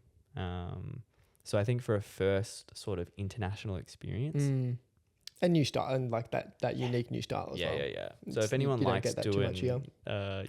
doing like sort of juggy, throwy moves, and then you get like a nice rest after that. You find that in Asia. Mm-hmm. I remember, so my partner Erica, she did a bit of climbing with me all throughout, but her favorite crag was in Ao Nang, actually, in Thailand. And it's on the backside of Tonsai, which is, you know, what a lot of people go to Thailand for. Yep. Tonsai, wow. And it is super, super cool. But also, if you're not climbing hard grades, it's all polished. Like, look at yourself in the reflection in the mirror. Yeah. You're slipping and sliding, your fingers just slipping off. But this crag, I can't remember the name of it, but it's basically on the backside of Tonsai. So Tonsai is the beach. There's that mountain that's sort of hitting the ocean, and on the backside of it is this crag that they bolted in 2019. So it's all fresh. Sick. It's not polished. I mean, this was a few years ago now. This is 3 years ago. So it could be a bit different now, but stellar climbing. Again, super safe bolting because they're doing it nowadays, not doing massive run outs. And accessible as you can ride your moped into this little spot, and then it's maybe a 5-minute walk. So sick. Yeah. And it's shaded all day. Oh. So you're not getting because Tonsai, you end up, it's a battle with the sun. Yeah. Because when it's that humid and that hot, you just can't climb in the sun. Yep. And yeah, it's a bit of a hide for a second and then come out again. Yeah, whereas this crag is really cool. So with all the international climbing, what do you think is like major differences between all the different locations and Australia? Like, what do you find, I guess, maybe some uniqueness or just major climbing differences between the world and Australian climbing scene? I think the biggest difference would just like be rock type and what features you get exposed to. Because obviously, yeah, that just sandstone forms in that sort of specific way. Whereas limestone, you get some crazy features. These toofers dripping down the wall are just mind-boggling. And you tap them, and they're just a musical instrument. Totally. Like, how connected is this? Yeah. But you put your faith in it. But also, grading sense, I've had a bit of a think about it. Like, oh, is it softer overseas compared to Australia? I think Australia's pretty tough. I think Australia's pretty raw on the grades. I don't know if that's like a cultural thing where, yeah, I don't know. But it also could be stylistically. Like, I think I quite like those more gymnastic-y, dynamic, acrobatic sort of stuff that you get on limestone features. Yeah. That's a little bit less present in the crimp and crank in Australia that we get.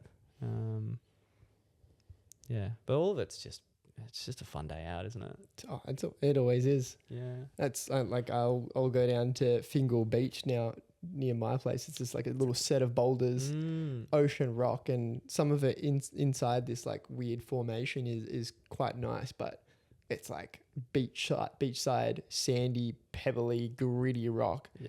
And you do it on a nice 22 degree day, you take out some lunch, and it's still so nice. Yeah. Like, it's not the rock quality that you'd be dreaming of, but it's just so to have that close to my house is the closest rock that I have, so it's what I'm going to climb on.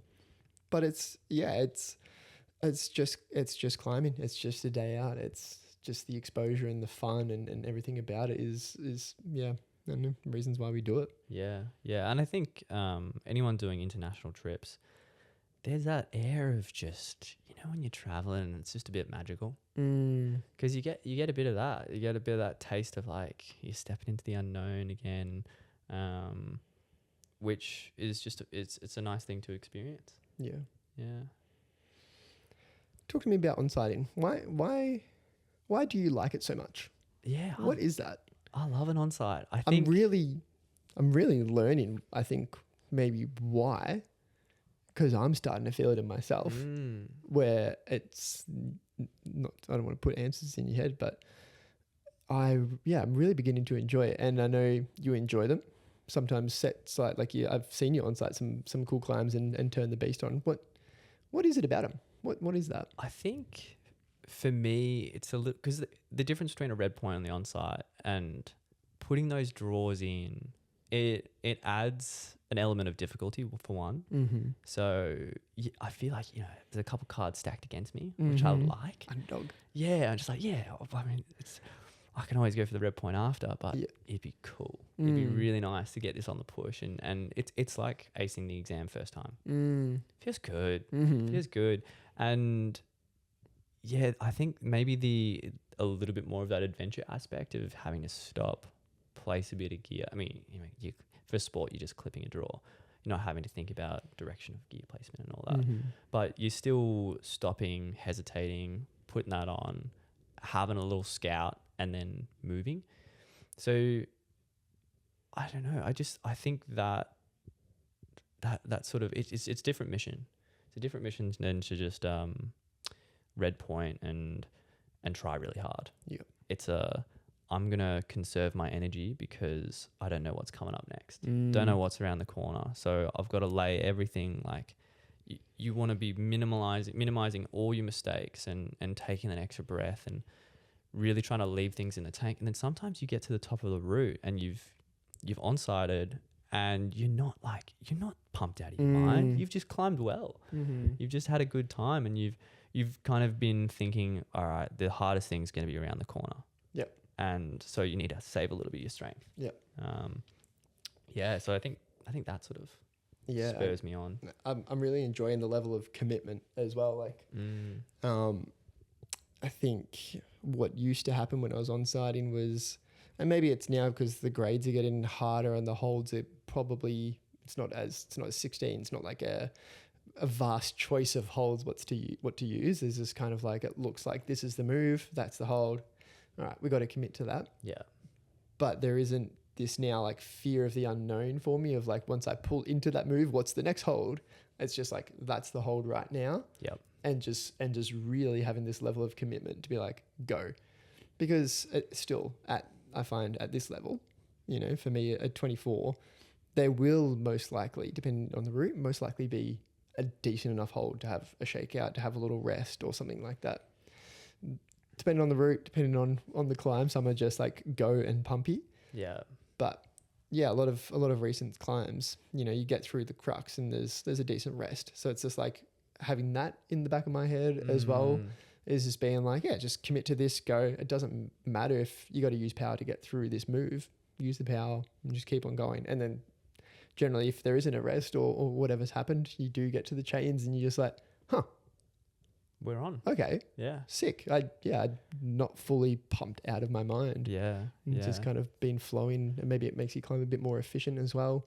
I think also because you're having to read the rock on the fly, you haven't touched these holes, you haven't watched someone hit, the crux sequence, you don't know when it's coming.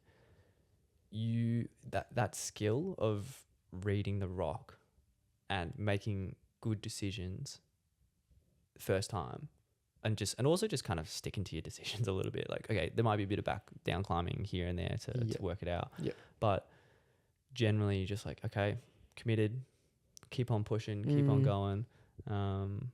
It's a cool element to climbing, and I kind of savor it because you only get one. You only get one. Yeah. Yep. Yeah. That's. Yeah. I don't know. I think you've brought it into my mind more, and I'm really starting to enjoy my onsights. Ooh. The taste of the onsite. Yeah. Growing up, did you see any little pockets of climbing where you almost felt it as a potential hobby, but never fell down the path. Because I know for me, now reflecting, obviously I didn't make the decision then, but there was so many points in my youth where climbing popped up in my life, and I never endeavored on it further, but like it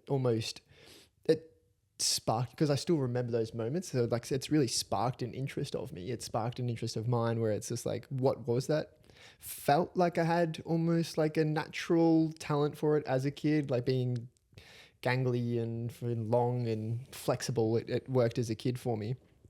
I remember in like the school when there was a Seaford climbing gym, the school took us out to one, and I remember I was the one kid that did this one move that everyone was trying on top rope, and I still remember that feeling, being like, I was fucking sick. I was sick, and then didn't climb again for 10 years, probably more, something like that. Yeah. Was there instances where climbing popped up in your life and maybe some memory bank images are coming through? For me, they're actually more scarring images. Like I remember being young, I'd say 10 or sub 10 years old, and being up top roping, probably I was at Nunawading Hard Rock. Yep. And crying up on the wall, like getting to the top, and it was the letting go and coming down that was just terrifying for me. So I remember climbing and crying up there as a young little kiddo. And as far as like exposure goes from that, it almost sat pretty dormant for a long time. Like I would go bushwalking and say like hiking around Wilson's Prom and love getting outdoors and doing that sort of adventure stuff. But the thought of, I just didn't even realize it was out there. Didn't realize it was a thing until I started indoor climbing. And then I just went from indoor bouldering straight to outdoors. There was no top roping indoors or learning how to sport. Yeah. Don't recommend. Because of your cousin, like he had... Yeah, or he or she, sorry. He had the gear and was already going out, or it's just didn't have the gear as such. It was I think he actually messaged some sort of like Facebook group, and we ended up meeting this guy Jim, who mates with today. Absolutely love Jimbo. Jimbo's a legend, sick, and great dude to have around. How good is the climbing community though? Sick, so sick. And like, you think about like my cousin, who is completely inexperienced, put a message out in this Facebook group saying, keen to climb in Macedon, have never climbed before, anyone willing to take me out, basically. And I went along on the second trip with them, and it was a big step into the climbing world. And I actually remember my first probably 5 experiences outdoors, didn't enjoy it. Where were you going? Was it Macedon or? Yeah, I think just Macedon. Yeah, and it like I would enjoy elements, and then I would pass my threshold of fear, and it would tip me over the edge of, I'm no longer having a good time. I'm feeling a bit scared and a little bit, this is too much too soon. So I think that's where the transition between indoors and outdoors need to be taken probably gradually. Because also, and Jimbo was doing the best you could ask for, and he was trying to like run us through, this is how you tie knots, and this is what to expect, and doing a great job of it. But you weren't leading, you were just doing toppies. Yeah, just toppies for probably the first 2 to 3 times, and then I started leading, and that was again like, you just bump it up another piece.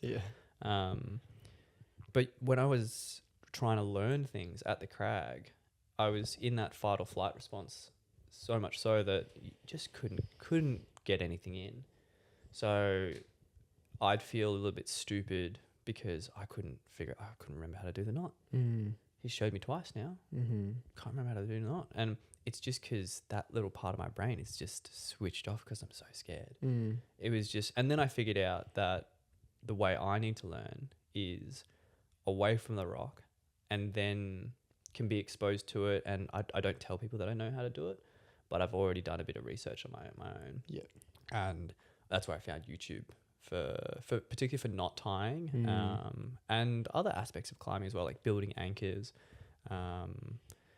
Really, really helpful. And I would set that up in my bedroom at home. I would like place a couple bits of gear and they would act as the chains, and I would set up and I would just drill myself without the uncomfortability of being outdoors. And that's how I got comfortable then stepping out there, which is a bit unorthodox. I'd say go do a course or something. Yeah. Get the exposure indoors with a guide, and it's probably like $150, but it's worth it to give you those skills. Where did your, maybe it didn't start straight away, but the drive to climb, like now you're ultra passionate, thinking about it all the time and wanting to do it constantly. And obviously it didn't start out like that. There was these fear barriers that you're going to break through. Like where and why did the drive and the passion for climbing start to build itself inside you? I think I would say it probably built enough so indoors that I was then willing to take that step outdoors. So it probably started, bouldering indoors and really feeling that progression. Because I don't know if this is the case with everyone, but I think it's pretty true that the bell curve for climbing, you can improve pretty rapidly at the start, and then you generally hit a bit of a plateau, and that's when you have to start battling and start working on your technique more and certain things, and then you can level your way through it. But I think that riding that bell curve and feeling that sort of progression really pulled me into the sport, because I was like, wow, this is great. I'm feeling good. And also it's a form of exercise. You don't think you're exercising. You're just out there having fun. Which is a major win. Because I don't like going to the gym. If I'm having to do 20 squats, and just like, it's not that fun. I don't know if I've ever worked out. This may be a bit of a lie and a bit of mayo, but I don't know if I've ever worked out as hard as I worked out, even just Wednesday night climbing this week. Like being in the gym, I don't know if I've ever put my body under that much physical and probably emotional stress or sweat that much, because it was so cardiovascularly intense for me as well, climbing on the roof at Bayside and really trying to push and coming down, and like back sore today, forearm sore, and on the spine of the roof at Bayside, it's just heel hooks. So my calves, my hammies, my glutes, like my whole chain is just absolutely lit on fire. And to simulate that, it can be done, but to be motivated to do that in the gym is like you're doing deadlifts, you're doing calf raises, you're doing squats, then you're working your back, your lower back, you're working your arm. Like it's just so many elements that you got to have at play here to grow strength. And doesn't that just sound not that fun? No. Or you can climb, you do some roof climbing at Bayside. Yeah, you can get psyched to be in the gym, but for me, the psych, it comes from getting stronger to be climbing. So it's like it's really hard for me to just be in the gym and do gym stuff. Well, this is where I'm trying to head to now is I think there's a certain cap that you can reach with just climbing. I mean, there's probably so many exceptions. There's anomalies, yeah. But I think that if I was to lean into the gym stuff and cross train, and I've been doing a little bit of it. Tell me more. What have you been doing? Well, it started off with just like I've got some, a couple of dumbbells at home, and I'll just do some shouldery stuff, because I felt particularly my left shoulder's always played up with climbing, has since I was 15. Did a silly little injury when I was doing some weights in the gym when I was quite young, probably 14, 15. And then from there I think it just kind of things compensated, and there's still a weakness there, or a perceived weakness. But yeah, at home, I'll whip the dumbbells out, and I've got a little hangboard, so I'll treat that not so much as a super strengthening, let's have a hangboard sesh. More so, I'll be able to get regular rehab on it. So be able to give my fingers a little bit of blood flow, like work it through, but I'm not pushing hard at home. I'm just doing it when mainly I don't feel like I have enough energy to actually go to the gym and have a climb. I'll still at home have a cup of tea, jump on the hangboard, get on the yoga mat, do some stretches and all that sort of stuff, and like that still makes you feel good, still fun, brings you back into yourself a bit, but I can't push myself like I do when I'm climbing.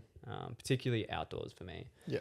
There's just a level that you hit when you're outdoors, and maybe it's fear or just desire, but there's no soreness that I felt like when you're doing repetitive days climbing outdoors.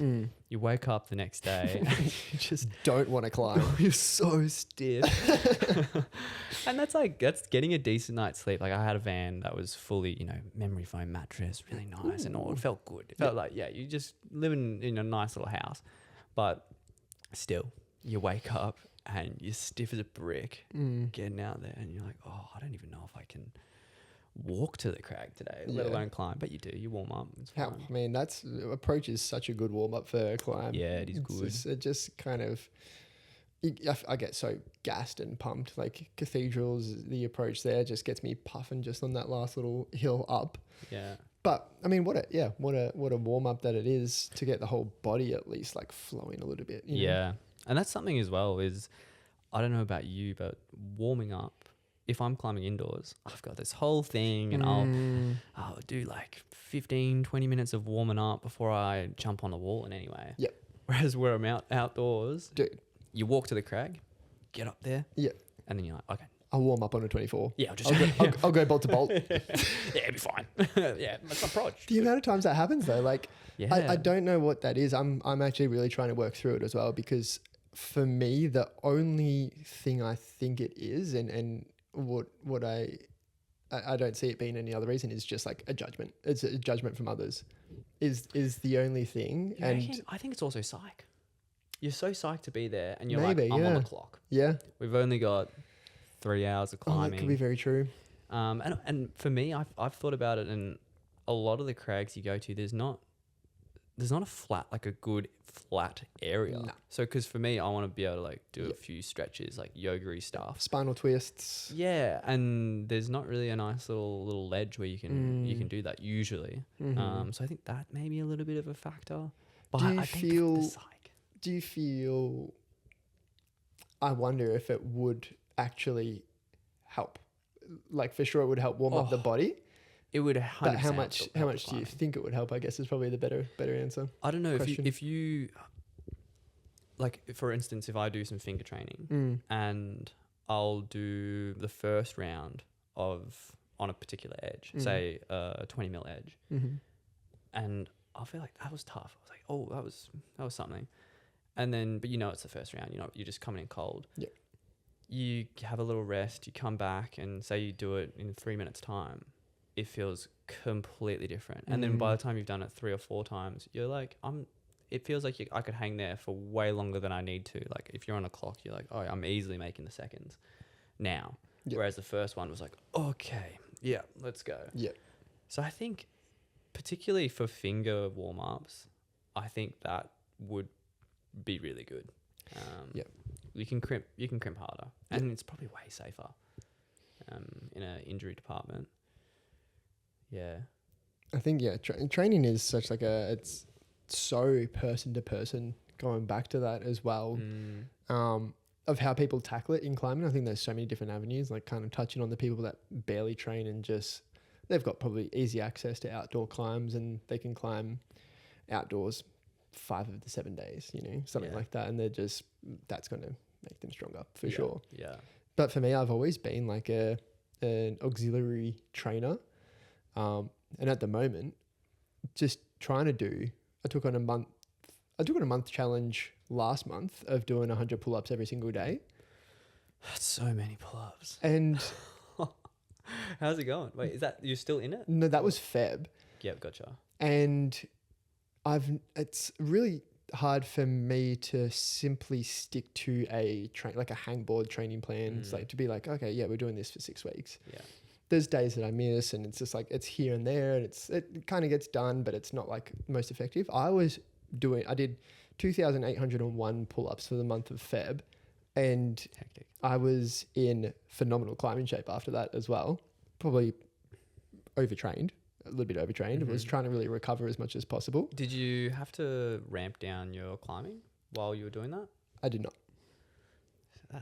That for me is like begging for an injury. But I guess it's It's not like you're doing a whole bunch of different exercises in that Mm. sense. But Yeah, there's this. This is going to be a shout out to one of my mates, Connor. He ran last year 50 Ks every day for 50 days, and he's a physio. Works of. You should a phenomenal human. Yeah. Like, it's just so beautiful, like so well spoken, has the beast inside him as well, and can grind. And for sure, it was hard for him. And on day 19, he made this big call out to the people in his circles to be like, I'm just running around the track for 50 Ks tonight. I've torn my quad and I think he had some level of internal bleeding happening in his leg as well, and had to run on it. So we all just ran around the track with him and just kind of like helped out there. But the injury itself over the time of like, we adapt, we're humans. We use stress, like acute stress, to then adapt and be more resilient to opposite of acute, obtruse. angles. Yeah, angles. So you just push through. So he just pushed through and it fixed itself, which it changed his philosophy as a physio. Yeah. It's definitely not the best way to do it, but the body adapted and adapted fast because of the stress that it was undergoing. And I felt that as well. Like day 4, I was having big like tendinopathy. Like I was having elbows so sore. And I'd do warm up. I would also use the arm aid and like roll out my forearms and stuff like that as well. Then the next day, do another 100. Next day, do another 100, and it all just went away.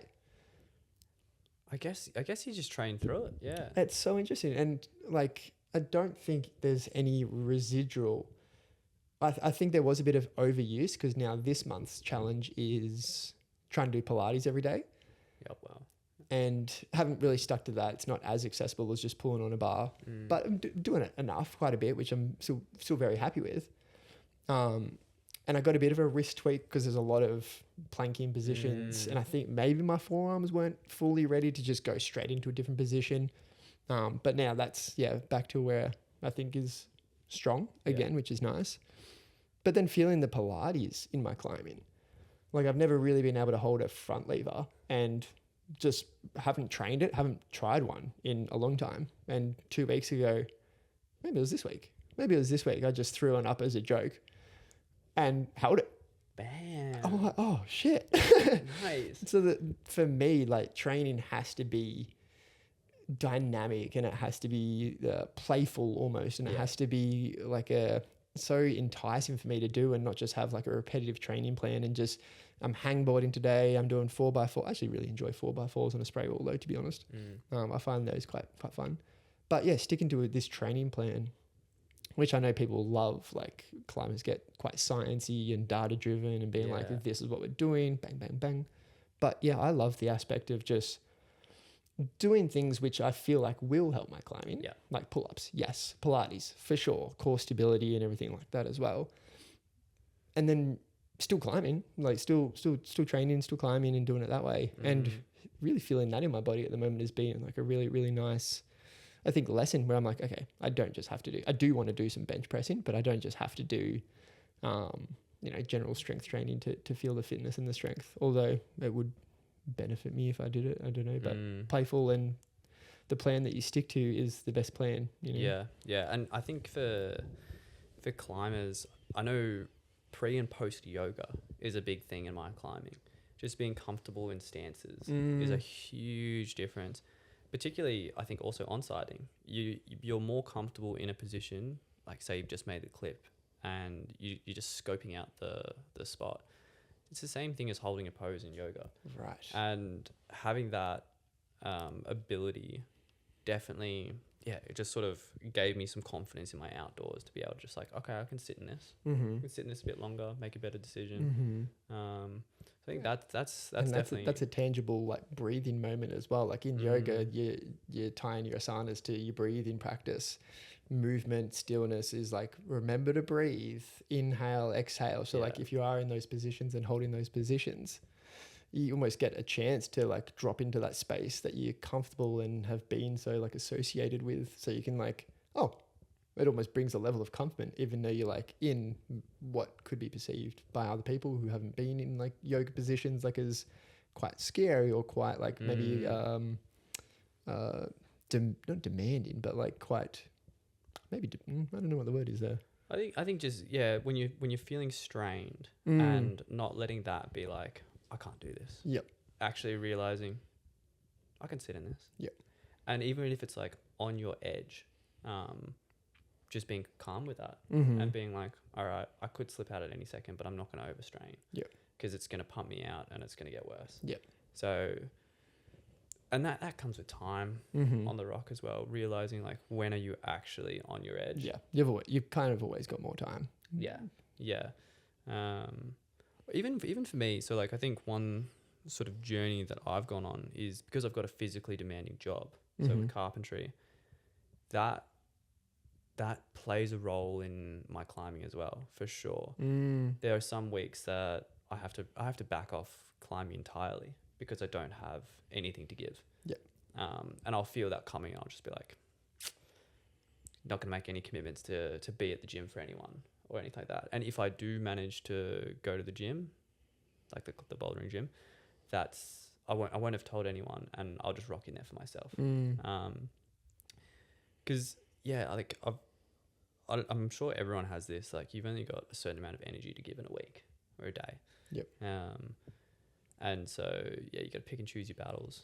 And so I think depending on people's circumstances, like what job they do and how like physically or mentally taxing it is, that's going to determine what you can give in climbing. But I will also say, every time I get down there and I push through, like say I am feeling a bit shit, but I go down. I'm sure everyone's had this experience, whether it be gym or any sort of exercise. You get down there, you're not really in the mood, and you're like, oh, I'm just going to slowly get into this. And I sort of drag myself through my warm up and get on the wall. And then after half an hour, I'm like, all right, I'm actually feeling pretty good. Yep. And you end up having a good session, and I leave just feeling that much better. Yep. So yeah, for me, it's a bit of a balancing act of how much do I listen to that brain saying, hey, you got no energy to put yourself into that climbing, or do I just push through and you end up having a good time? It's a tricky one.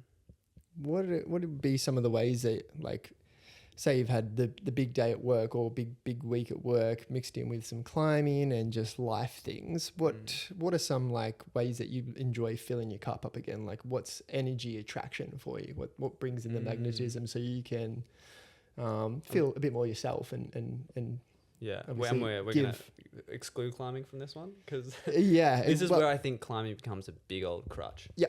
Crutch for a lot of people out there. And I'm sure it's the same with any form of exercise, whether you're cycling or something, where if you're having a bit of a crummy week, you go and you have a cycle or whatever, and you feel great afterwards. It's a bit of a hack way to just improve your situation where nothing else has changed in your life. You still got the same stresses or whatever, but you actually look at them a bit different and you realize, oh, it's actually not so bad. Yeah. So I think climbing becomes that crutch for me where I'm like, all right, I'll make myself feel better by going climbing. And it does work. Yep. I don't know if it's like, there's probably no right and wrong in this. Like, what is healthy in dealing with the demands of life? And like, I think overall climbing is a healthy outlet. I think there's objectively unhealthy ways to do it. Yeah. So climbing is generally a good one for me. And I think, the social stuff is a big one as well. So luckily my partner and I, we've got quite a close group of friends for we have a weekly games night crew. Actually, we've moved it to fortnightly because it was a little bit too demanding. Yep. Always you have people bailing because it's just like not enough energy, and that's fine again. But we have a fortnightly crew where it's always penciled into our calendar. So Tuesday nights are for games and hangs, which is really nice. And it's a nice way to get that social interaction without having to really put in a plan as such. Because lining up with friends, it's hard. It could be a month before you work out a freaking date that actually works for the two of you. Yep. But in this scenario, Tuesday nights, blocked out. Sick. Yeah, that's nice. I also play futsal. So I play futsal on Monday nights. which is good fun and a bit of a wake up call in the old cardio department. Because climbers, unless you're also a runner or something, but yeah, you're doing some form of cardio, I guess, but a lot of it's just anaerobic muscle stuff. Yep. So yeah, when I'm running around a soccer pitch, I feel it. Yep. Yeah. But I also feel so good after that, which is probably a bit telling that I should maybe do something like, that sort of exercise more. But yeah, I think I do lean into the exercise to make myself feel better a bit. Yeah. Yeah. Yeah, I'm totally the same.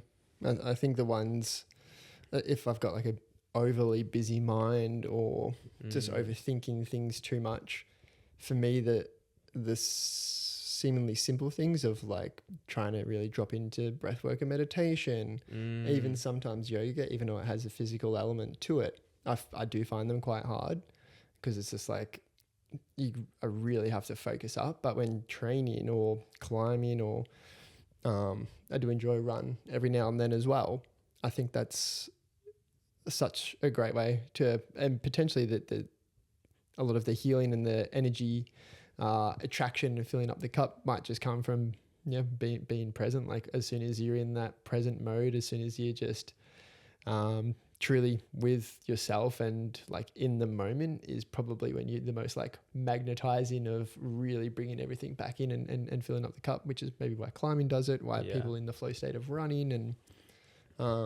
I do find journaling for me is like the most accessible. I don't. Are you at like a night? Like morning? Yeah. Yeah. So Hay and I, we did this. It's a course, but it's a book called The Artist's Way by Julia Cameron. Didn't finish it because it just got into Christmas period, and things fell off. And I would actually attribute this book to really changing my mindset around climbing as well. Forgotten about it a little bit, but for sure, because it taught me. It's quite an intensive course. You have to do 3 pages of writing, conscious streaming every single morning, and just writing whatever. We're talking A4 pages? What are we talking? Mine's like an A5-ish kind of notebook diary. Yeah, okay. That's a lot of writing. It's a lot of writing. It takes about 20, 25 minutes for me. Yeah. And it's all shorthand, just I'm not reading it back. You're not really supposed to read it back. It's not for seeing growth. It's just for letting, like for me, my overthinking mind, it's phenomenal just to get shit out. It could be, and she's like, don't stop writing. So you could just be writing. You'd be like writing about how you feel in that moment. You start to blank and then you just be like, Harry, microphone, light, computer, and then computer technology. Whoa, where's technology at the moment? That's pretty wild. What's artificial intelligence? Who am I? Oh, who am I? And like you just kind of like using that as prompts to get you going more and more. And for an overthinker, I think it's if you're one of those people, being in your mind is so hard to truly understand how you actually feel because there's so many thoughts. There's thoughts constantly coming in. And like people say, the thoughts are just a river, it's not you. So you can't just like be like, I'm feeling that, that's what I am. But until you write it down, you're then seeing yourself in a new dimension, in a new perspective, because it's brought it out into a whole new element. And it's still not you. Like you're not supposed to make any judgment of these pages. You're not supposed to do really any reaction to these pages, but just kind of being aware that they're there. Like it becomes, like a true meditation, and they help you see like how and who you are on such a deep level. And I would write on those pages like so much about climbing, because maybe I've got a climbing trip coming up, or I just come back from a climbing trip, or I was on a climbing trip, like writing my pages. And you're just writing like, I'm pretty fucking scared about today, or I'm like, oh, I'm feeling nervous about the first climb. And you're just really, really feathering out how you feel, and be like, oh, okay, that's how I feel. Are those warranted, or are those just like a complete facade of feeling? Are they true? Should I be feeling these? So it's putting all of that overthinking, but onto a page, and it really sort of like brings it up to the surface. Totally, yeah. If you just got like that fuzzy mind, you're putting the fuzzy mind onto the page and just flipping the next page. So you've just got clarity again. I guess it's a little bit like not that seeing a psychologist is somehow fixed by a pen and paper, but you're almost doing a little bit like that. You're drawing things out of yourself and trying to. I mean, but are you trying to do anything? You're just putting it out. I think you would take action when needed. Like if I wrote down something in my relationship where I'm like, oh fuck, I could have done that. You're taking note that you made maybe a mistake. Like maybe I said the wrong thing to my partner, or maybe I reacted because I was in a high stress state and overthinking, and she did something where I'm just like, why? Why do you do this? You always do this. And just like a reaction. You're writing that down. You're like, oh, I could have handled that a lot better. Yeah. Oh, okay. I'm going to go up to her after this. Now I've done those pages. I'm sorry that I did that. Oh, okay. So the action has been taken from this, and it's like a healing action as well, like showing gratitude and love for my partner. Like we are, but like when we were doing pages, like so beautifully, deeply connected. Because were you doing it at the same time? Same time, and we were reading we had 2 books, so we were just reading chapter or page by page almost together. Yeah. But we weren't allowed to share our pages. The pages are just for ourselves and source. Whatever is up there is all that's seeing it.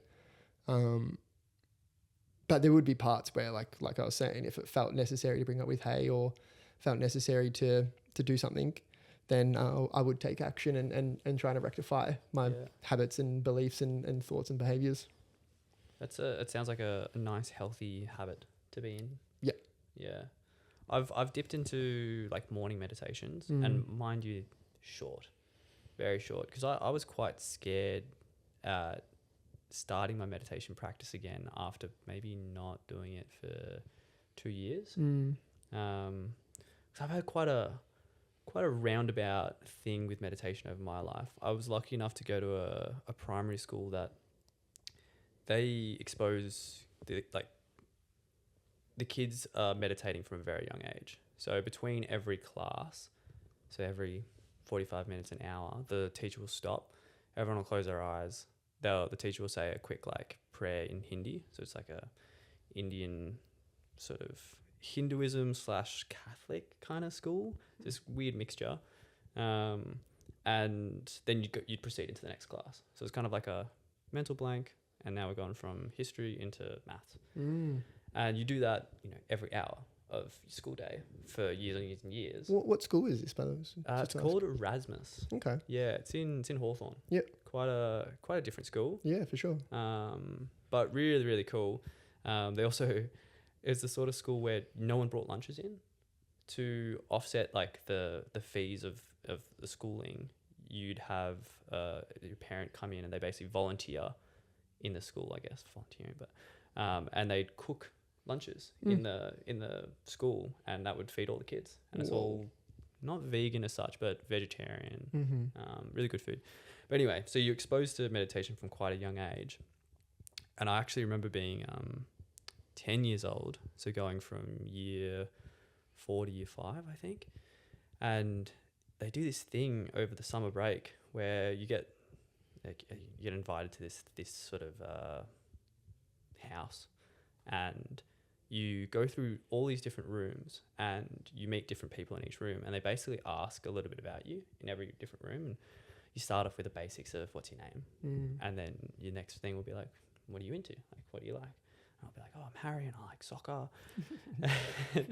And then each room they're also giving you an extra syllable, which ends up creating a mantra that you, and it's a Hindu word. And you don't really know what's happening. You're just kind of doing it. And I actually remember at the end of that having, and this is again like being 10 years old, came out the other side, and it was like, I think it helped that it was a sunny day, but it felt like the sun was shining on me in a completely different way, where I was just, I think it was maybe my first experience at really being at peace. Wow. And yeah, you walk away with this mantra and thinking, wow, like I got something. Do you remember your mantra? Yeah. But you're not meant to say it out loud. Oh, okay. So I shan't. Keep it to yourself, please. Yeah. The kids later worked out that we all got given the same mantra. Oh.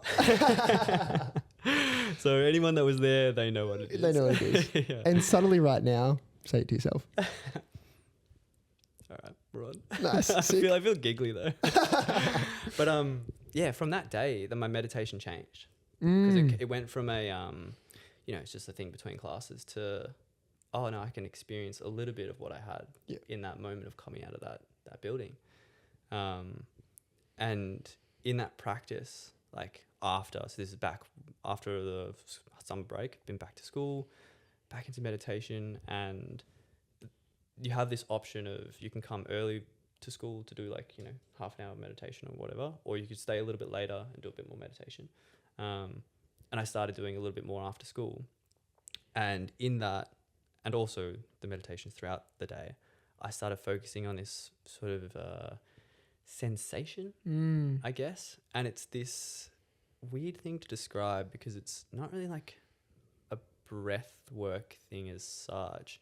Because I almost think my breaths get kind of shallow and strange patterned, but it's this tingling sensation that I get from, it used to be just on the bottom of my feet, and it would be where my feet connect with the ground, and I had to be sitting at my desk in a particular position, like have everything in order, and then I'd get into like this, okay, I'm ready, I'm focused, and I'm going for it, and then I'd feel the tingle, and I was like, whoa, and it would feel like this electricity sort of tingle thing, and through time and like a couple of years, it was not on the bottom of my feet. It was coming all the way up to like my knees, and it's just this tingling thing. And I at the time remember being a little attacker, thinking I had a superpower. Yeah, I mean it is. Yeah, well, I still don't know exactly what it is. Yeah.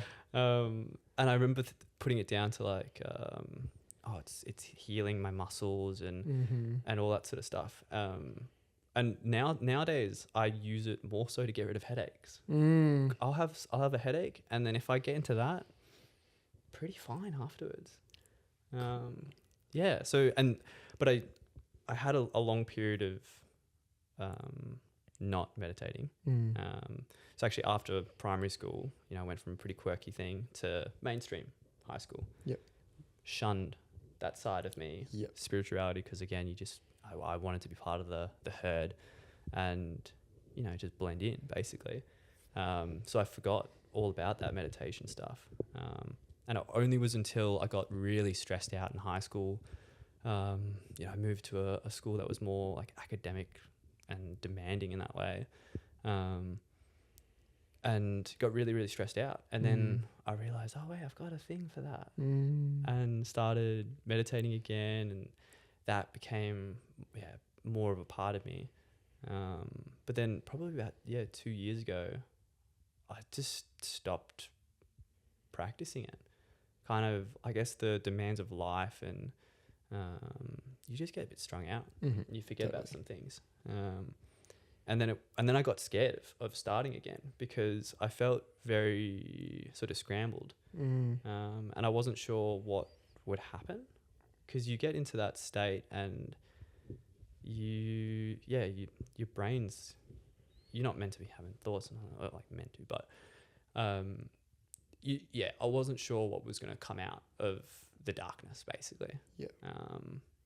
But turns out it's all okay. It's all light in that space as well. Yeah, and in reality, it's just that like that silly little part of my brain being like, oh, it's a hard thing, don't do it, and it made it into this like monster of like, oh, you're never sure.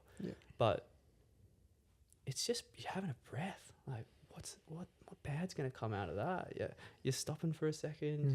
You're really just at peace, I guess. And since starting that again, and I'll just do like, could be 5 minutes in the morning while my tea is brewing, quite literally, because I start at the crack of dawn being a carpenter. It'll be while my tea's brewing, and I'll just go to the couch, have a little sit, come back, and that'll be a marginally better day because of that. I think if you have a longer practice, and it sort of amplifies itself.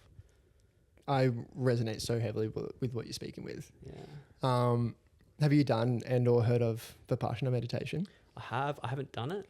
I've heard of through a few friends who have done it.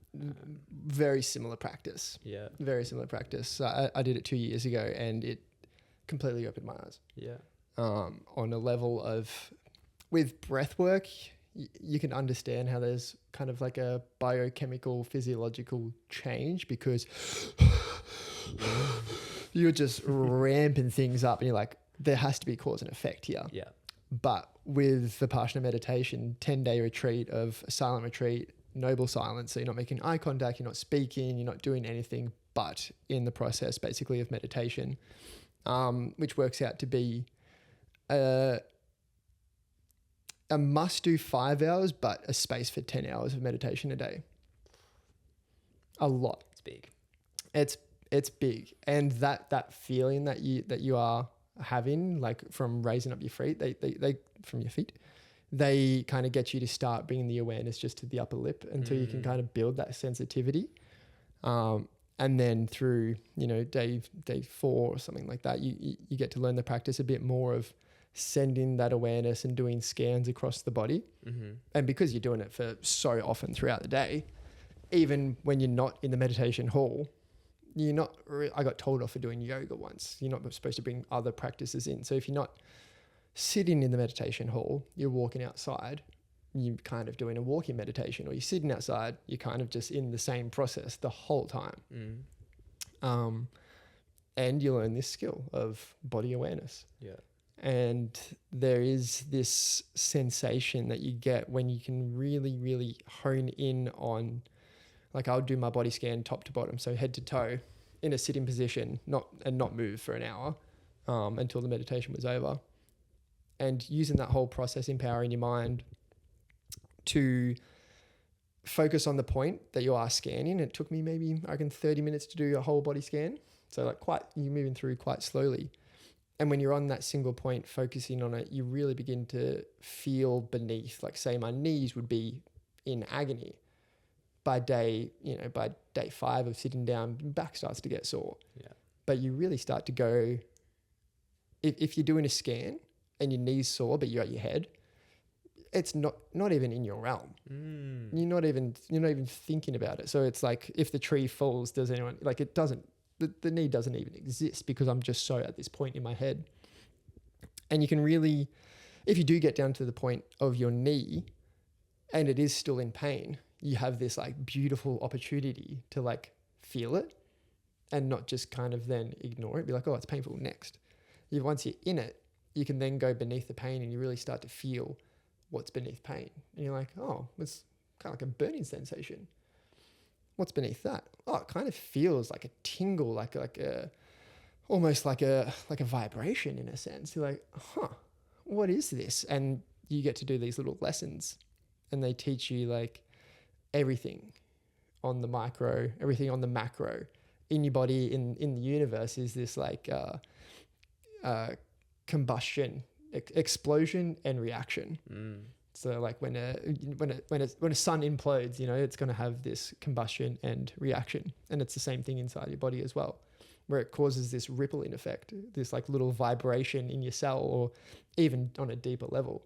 So once you start to really understand, and you do this from hours of meditation, that the pain, the tingle, the pleasure, the burn, whatever it might be, all these sensations are just vibrations. And once you really start to let go of like the adjective, like the word around the vibration, all you have is vibration throughout your whole body. And I tapped into that once, and it was the most like overwhelming, levitating, psychedelic, like crazy experience of vibration throughout my whole body, that I like reached this peak experience, visualizing some pretty wild things just from awareness. What day were you in that? Day 6. Day 6. So day 6 was the best because I had this like awesome experience. Yeah. Day 7, agony. Complete agony, because you try and chase the dragon, and it is quite Buddhist beliefs of attachment and everything in Vipassana. So as soon as their beliefs, as soon as you then, chase the dragon of like, oh, I've done it once, I can do it again. Yeah. I'm going to get to this state and like have these really, really intense feelings of what I felt was levitation, obviously sitting on the ground, not levitating, but like energetically. Have you seen Avatar: The Last Airbender? Yeah. So when Aang goes into that final avatar state and he has these rings around him of the rock and the water and the fire and everything like that, I had this sensation of up my legs. I felt this energetic flow. And then as I like left my awareness to like view that, it ramped up like RPMs, went external and created these like avatar rings around my body, and it like felt like I lifted off. Like the lightness in my body was wild and peeked through something. Whoa. Don't know what. Like, yeah, I've dabbled in some psychedelics. I've dabbled in deep breathwork sessions, and I've dabbled in the flotation tank. And you kind of know that things are happening because you've done things. But to have these kind of experiences just from sitting and being in awareness of your own body, I was like, what is this superpower? Yeah. Like, what is this? And I can't wait to do it again. I think it's, so phenomenal. I would love everyone to do it because it really, I forget it every now and then, but like it really changes your perspective on pain. Like what it actually is. Yeah. And really learning to deal with it a lot better and not be like, this fucking thing, ouch. Like, no, like there's a reaction that's happening, and you're obviously not paying a level of awareness to it. Like with climbing, like if you're not being in the moment, there could be a moment of injury that happens. But yeah, day 7 was complete agony because I was just chasing the dragon. Yeah. Do you think it maybe like getting into that state of awareness, do you think it cost you a lot of, like it cost you so much energy to get there that you're a bit zapped as well? Or is it like not that? Not that I felt. Yeah. Yeah, not that I felt. If anything, I was vibrant the whole time. Yeah. Yeah. I remember the day after I booked a place up in Emerald just to like an integration phase with my partner. And she was working the day that I got there and she was arriving that night. So I'm like, I'm just going to walk into town. And holy shit, my acceptance of everything was wild. Everything. I stood and looked at a leaf and I'm like, whoa. It started to rain. I was like, wow. Got into conversations with so many different people because I was just like, I must have been in a state of being super approachable or who knows what, but like just this, everything was incredible the day after. Wow. And yeah, I definitely lost my practice, but I totally know the power of it and how you can feel. I'd love to find it again, but the closest at the moment is, probably through climbing, where it's just like I can be as in the moment as possible and really drop into that space again, that familiar space. Love that. Cool, dude. That's powerful stuff. Dream climbs. Ooh. Dream climb. What is on your like the fantasy list, if you have thought of anything, or it could be a location or it could be a specific climb? Yeah. I think part of it, maybe it's nostalgia from watching it early days, but Groove Train is certainly up there. Yep. I just want to go through that black streak. You know? I think that's probably what's on my radar most at the moment. I'd love to go back to Asia and do some more climbing there for sure. Because although I spent a good amount of time in those caves and stuff, there's so much more to do. Yeah, I think the dream route at the moment would be Groove Train. Cool. Yeah. Cool. Well, let's dream of it, make it happen. I've still never climbed on Taipan, but that whole wall is a dream of mine to touch. Yep. I think would be freaking awesome. There's so much there. There's some hard stuff there.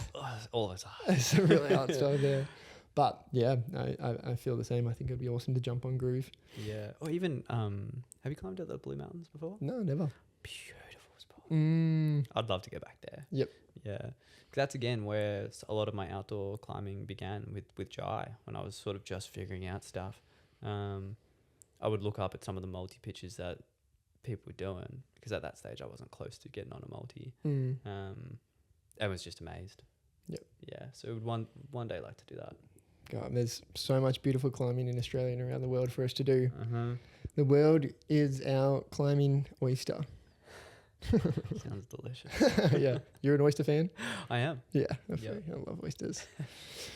But any closing words, mate? This has been awesome. I love chatting to you. I love talking about climbing, and I think this space creates like a unique opportunity to get to know each other. Like, you know, we've known each other for however long it was, 3 years, 4 years, and it generally is only on climbing days. So I really appreciate your time and being able to sit down and actually get to know you a bit better and understand you. And yeah, it's been awesome. Thanks for having me on. And yeah, it's been a pleasure. Absolutely. Yeah. And any climbers out there, I would just say, enjoy the journey. Mm-hmm. You know? Yep. We are lucky that we have this as our hobby. Yeah. So lucky we found it, or it found us, whatever happened. It's it's going to be with us forever, I think, as climbers. Yeah. And that's the thing. I do see it as a lifetime sport. Mm-hmm. Yep. I would love to be like a 60-year-old just climbing a nice, easy multi at a wraps or something like that. Oh, they're crushing at 60, dude. Yeah, that's true. Yeah. Maybe 80, maybe 60. 60, I want to be sending 36s. Or on your mindset, maybe a couple of 60s. What would that be? That'd be like 15 A's or something. Oh, God. Some 15 Cs. some kid will get there one day. Mm-hmm. Yeah. Absolutely. Well, thank you all for listening. Harry, I appreciate you. I appreciate your time. And catch us on for the next episode. We'll speak to you all soon.